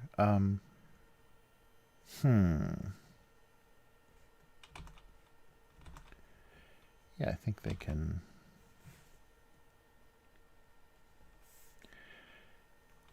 It can make sense here. Oh yeah, that's right. No phones have physical buttons anymore.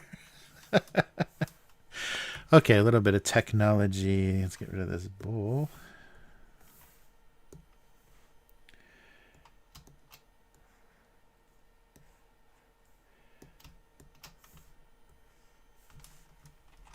Oops.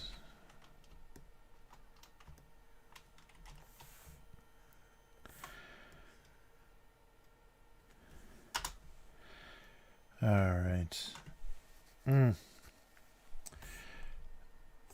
Yeah, I wonder if I can get a Big W. That's right, Big W orange brand. That's what we need to. That's what we need to brand.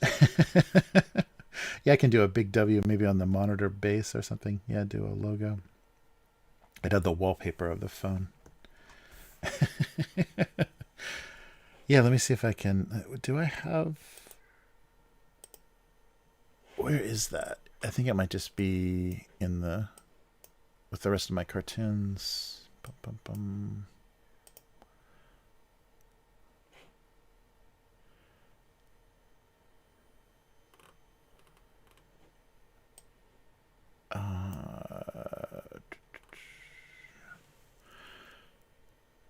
Yeah, W orange. Oh, it's a Photoshop. Yeah, see if I can make it a logo out of this. If it opens, there it goes. All right. Yeah, I think I can make a logo. Let me just merge the layers. Where we go. Oh no. Yeah, I think I can do a tiny logo. We'll see. I think I need to rework that. It's not balanced very well. Or maybe just the orange with a W over it instead of the word balloon. That might work. I'll just cut the orange out. The little orange. Ugh. All right.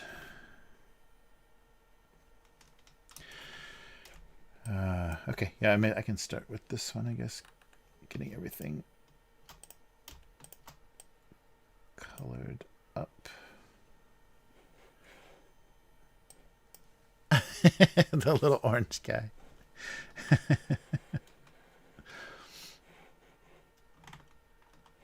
Oh, what's going on here? There we go. Yeah, I'll do a little logo. I might have to do like a perspective shift. Let's color this first.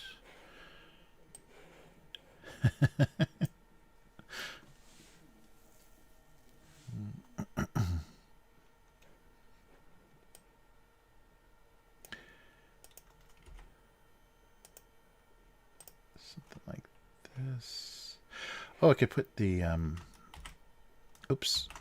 Put the logo on the screen as well. That might be funny too, just as the desktop, maybe just so it's a little more perspective-y. Yeah, so it's more distorted. That'll work. All right, we'll see how this goes. Nice. It should have a color on the monitor, though. Maybe a nice end of the world blue.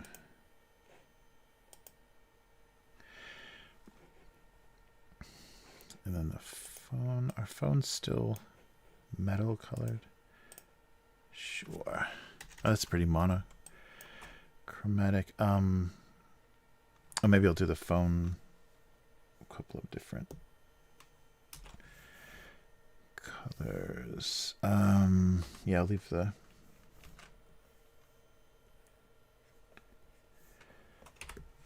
What? Oh, I didn't close it off. There we go.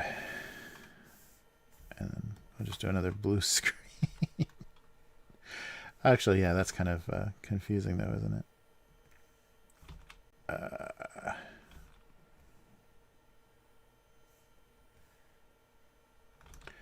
Oh, I should just do the whole thing. Forget the... Yeah, but there aren't really phones that have any mechanical buttons anymore. Oh, jeez. Something like that. Yeah, so many phones are getting so... I'll do a notch. There we go. The screens are getting so overwhelming. There we go.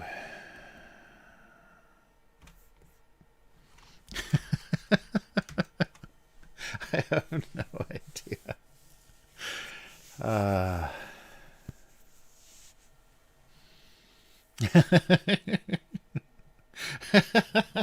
Nice. How can someone dislike a big W?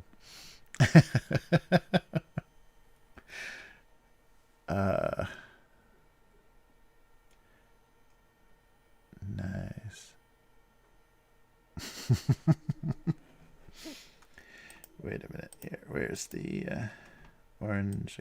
Oops. I should duplicate this. Wait.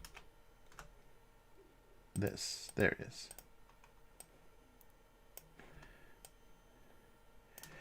And put this flat. Oh, man. Let's see how this looks.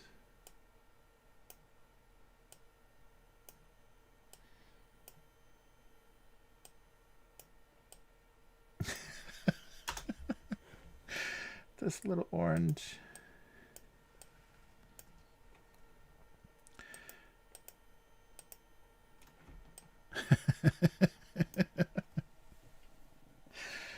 All right. It is a very controversial opinion.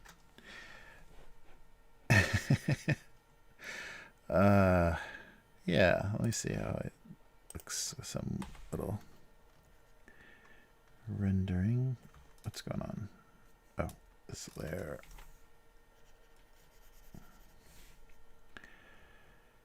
Yeah,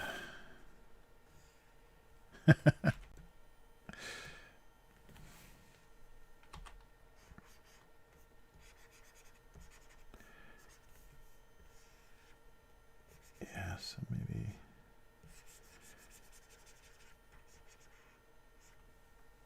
a little bit like that.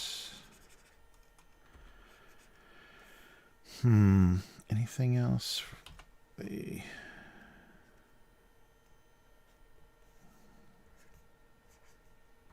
doesn't show up. I think I'll have to do a something a little brighter. Oh, wow. There it goes. Oh, it was. I was just, I was erasing. That's why. That's why. So a little more metallic looking.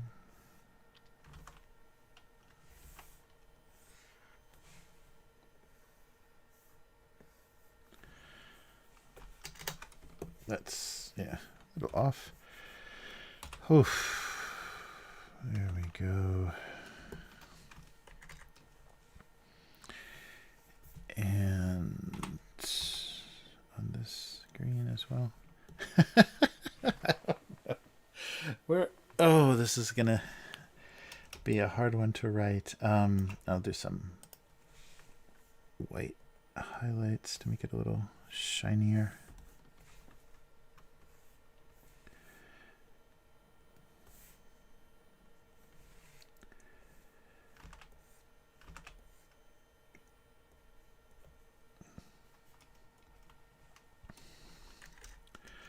Something like that.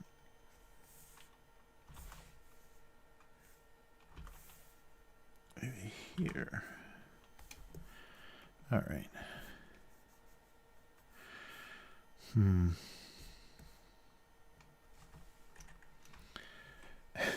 I don't know what's going on.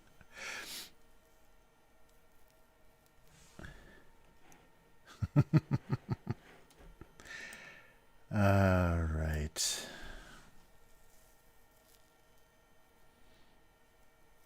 Oh, cool. Oh, yeah, Birds of Paradise. Yeah, I had some of those around the house in Los Angeles. Those are really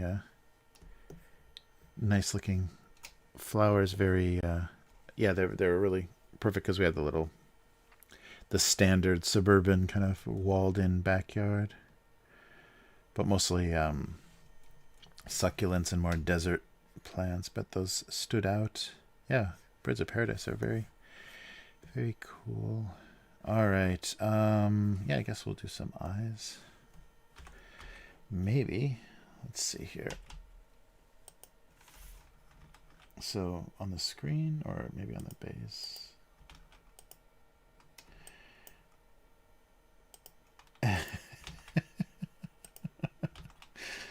No. Yeah, I didn't leave any other room, really.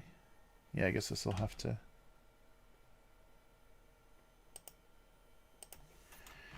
work here. Yeah, I'm not sure if I'm going to be able to get a dislike joke out of this.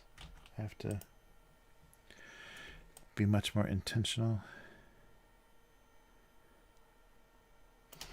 Or let's see.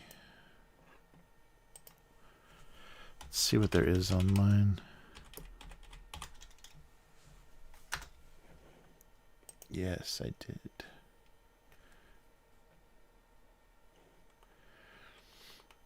Oh, it's all just the Facebook thumb turned upside down.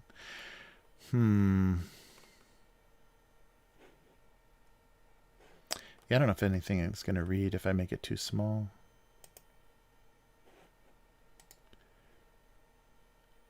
Let's see if this copies into here or just is a big black square.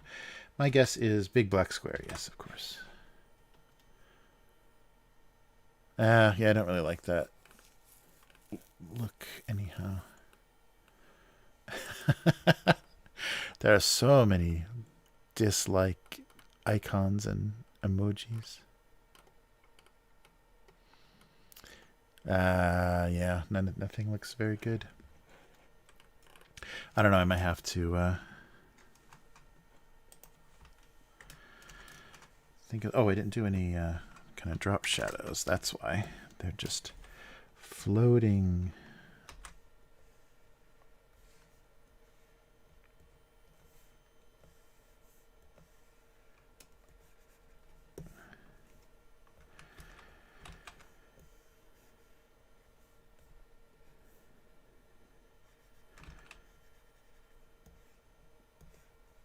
Let's try this.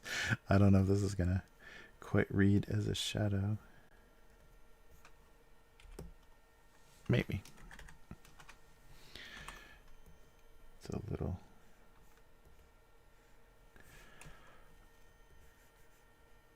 far away. Let me change that angle a little bit.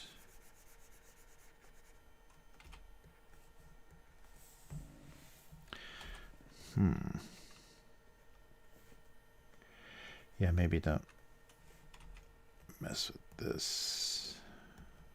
Uh-oh.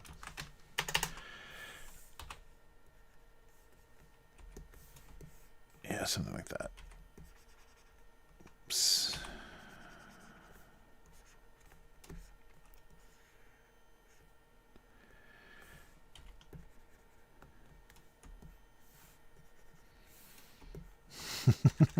Okay.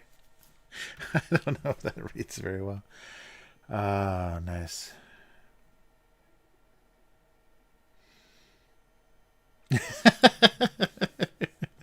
24-hour stream. Oh man. Mm.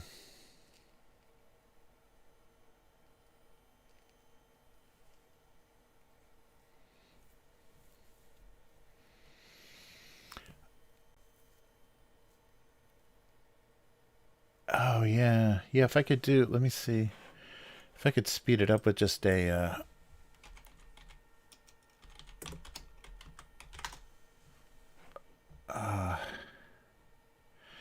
yeah, just like a pre-done channel. Yeah, there's a couple of images like that. Oh, this is pretty small. Yeah, this might work. Oh, but it's got the YouTube logo on. Oh no, actually though, we are criticizing. Whoa. Oh, that's right. I'm doing much more high-res stuff. We are specifically criticizing YouTube, so I guess that wouldn't be a bad thing. Oh, and I can blur it though too. That might be good.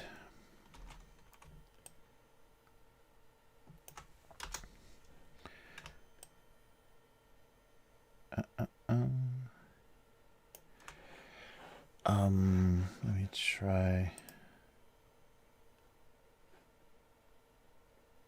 a little noise. Just break it up a little bit. Oh wow. Yeah, there we go. Oh, maybe just blurring actually would be better.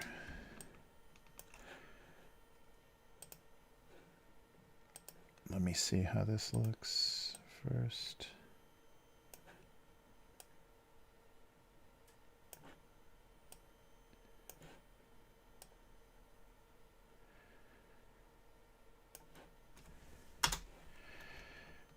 All right, and that blue. Oops, this one too, and this one. Jeez.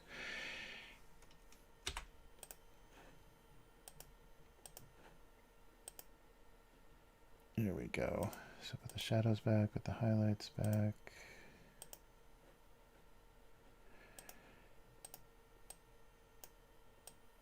Oh, I don't need to do that. Actually, I can just take this and yeah, that's not a gradient, is it? No, just get rid of that. And where's our little orange fellow?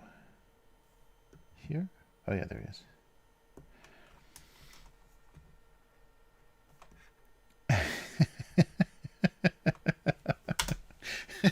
Okay. All right. Yeah, what would be good recommended video Easter eggs?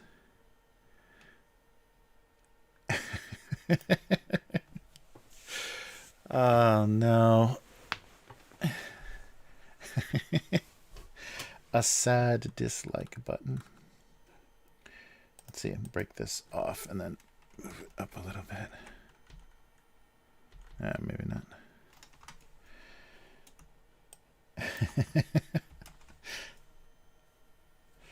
Yeah, I don't know. I don't know if I'm going to be able to get away with making this funny. What can I put in these other windows?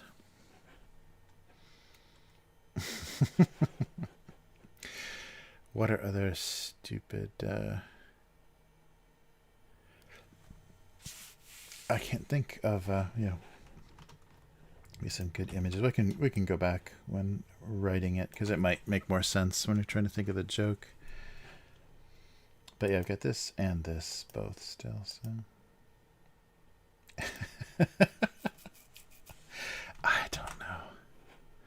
Yeah, let me think. We'll color this one and figure it out. All right, I'm just going to make a bunch of different colored pastel looking.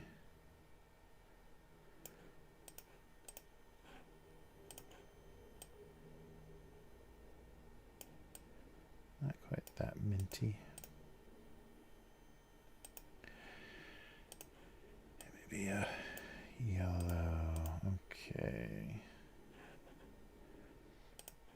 An upsetting number of... Oh, no.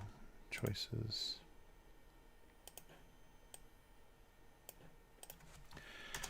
Got to close the... Is that this one? Yeah. Close the gap here. I didn't even realize there was one.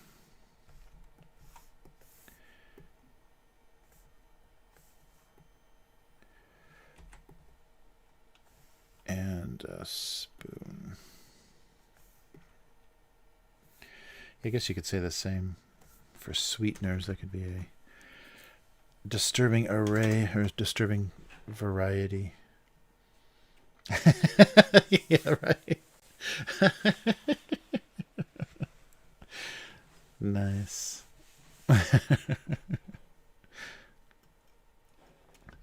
Yeah, I should do a sad dislike button. Is really funny. No longer needed.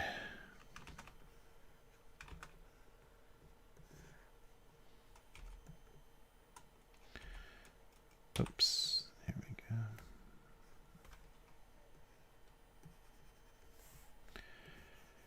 Yeah, I don't know if these pictures are going to look that good.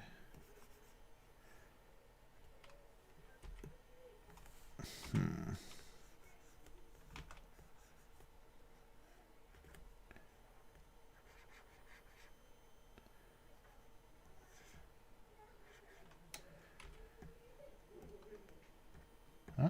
There we go.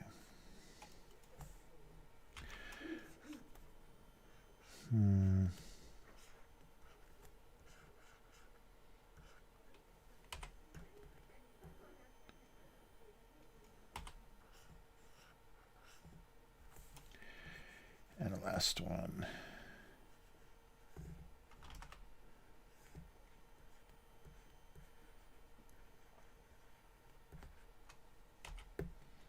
Oh. Okay, what? Oh, I guess it's not closed down here. Yep. All right. And then, how visible is this white? Not very.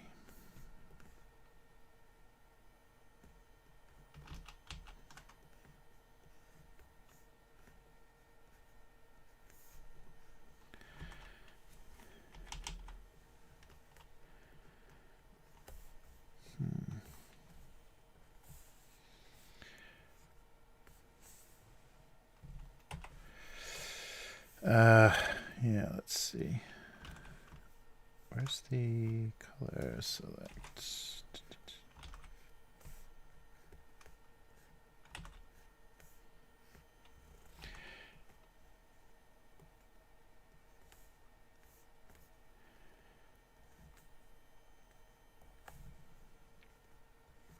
Oh, not good. There we go. Yeah, I don't know. Hello?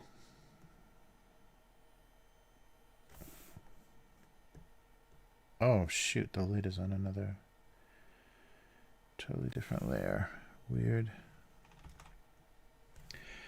How did I manage that? Oh, the spoon as well. Okay. Great.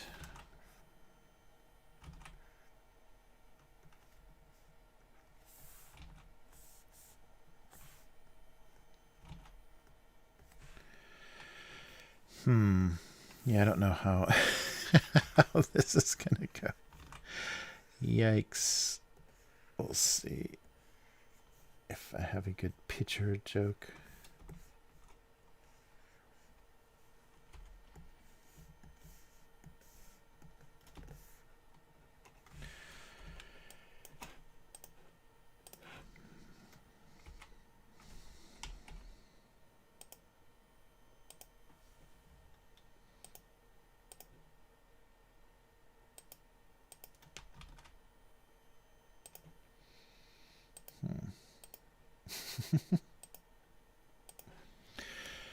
I don't know where this one is going either.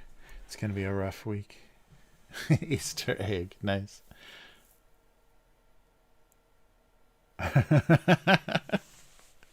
Oh, that's good. Yeah, yeah.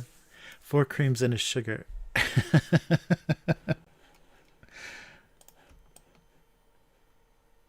Nice.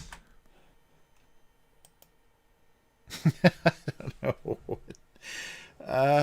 what to do for.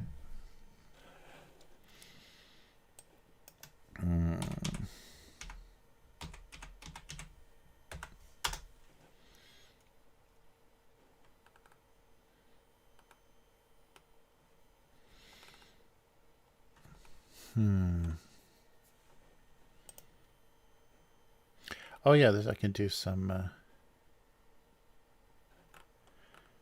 good thumbnails. Let's just do this quick before I forget. Oh, shit, where did it go? Where did it go? Okay, here, so it should be right above this one. Yeah, there it is. Oh, shit. So do this manually. Why does it think I'm grabbing the... Oh, is it selected? Fuck. You want to keep these under the shadows. There we go. Okay, one. I'll just grab... There's some good thumbnails. They're all gonna look very similar. But I'll stick these in the recommended. Oh, this one should be smaller.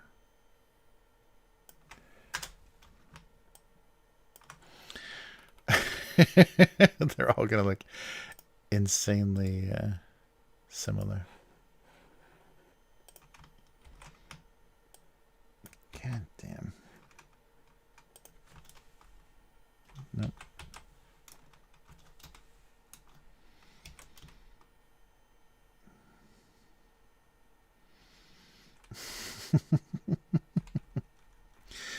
Okay, and size this down.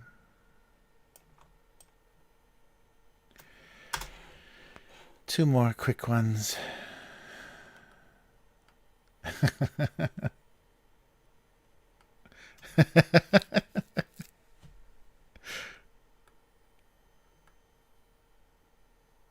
Okay, I can do that. Nice.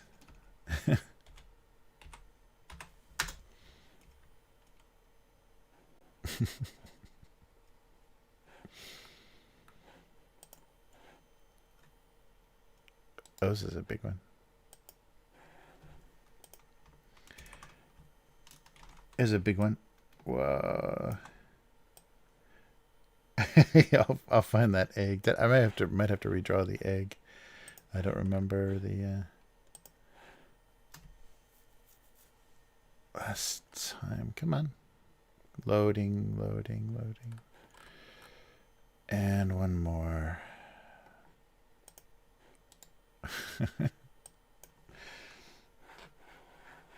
All right. So that's size, and then one more.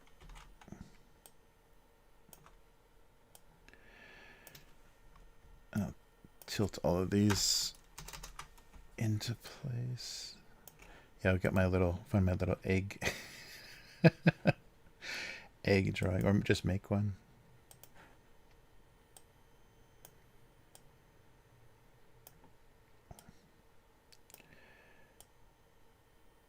Yeah, the size that this is going to be on the internet, the web comic size is going to be so small. I don't know if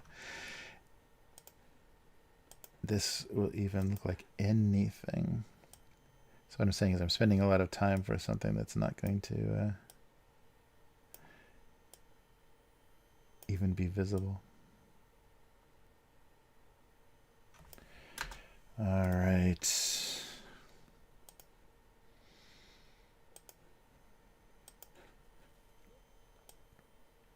Oh, I don't have a border on this one. Just have to line it up.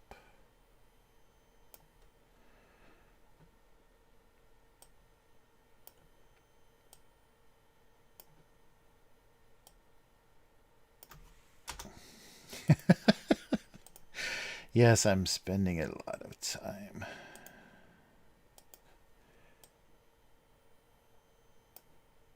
So here.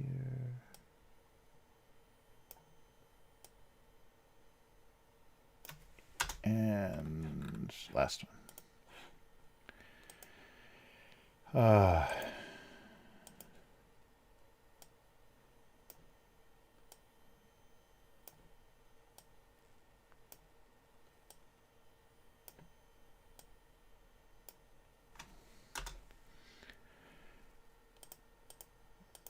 Yeah, this one is not right. I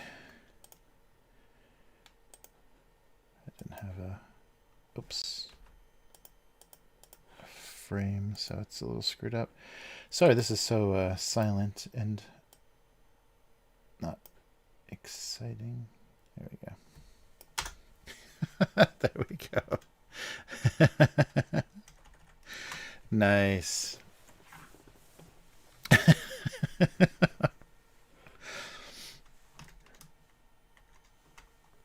All right. Yeah, something about. Oh, I don't know. Okay, we got these colored, so let's do some comments until we.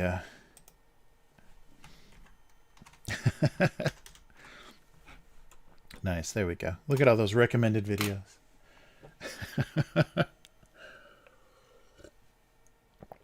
All right.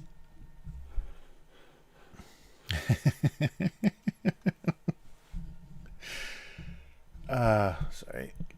My microphone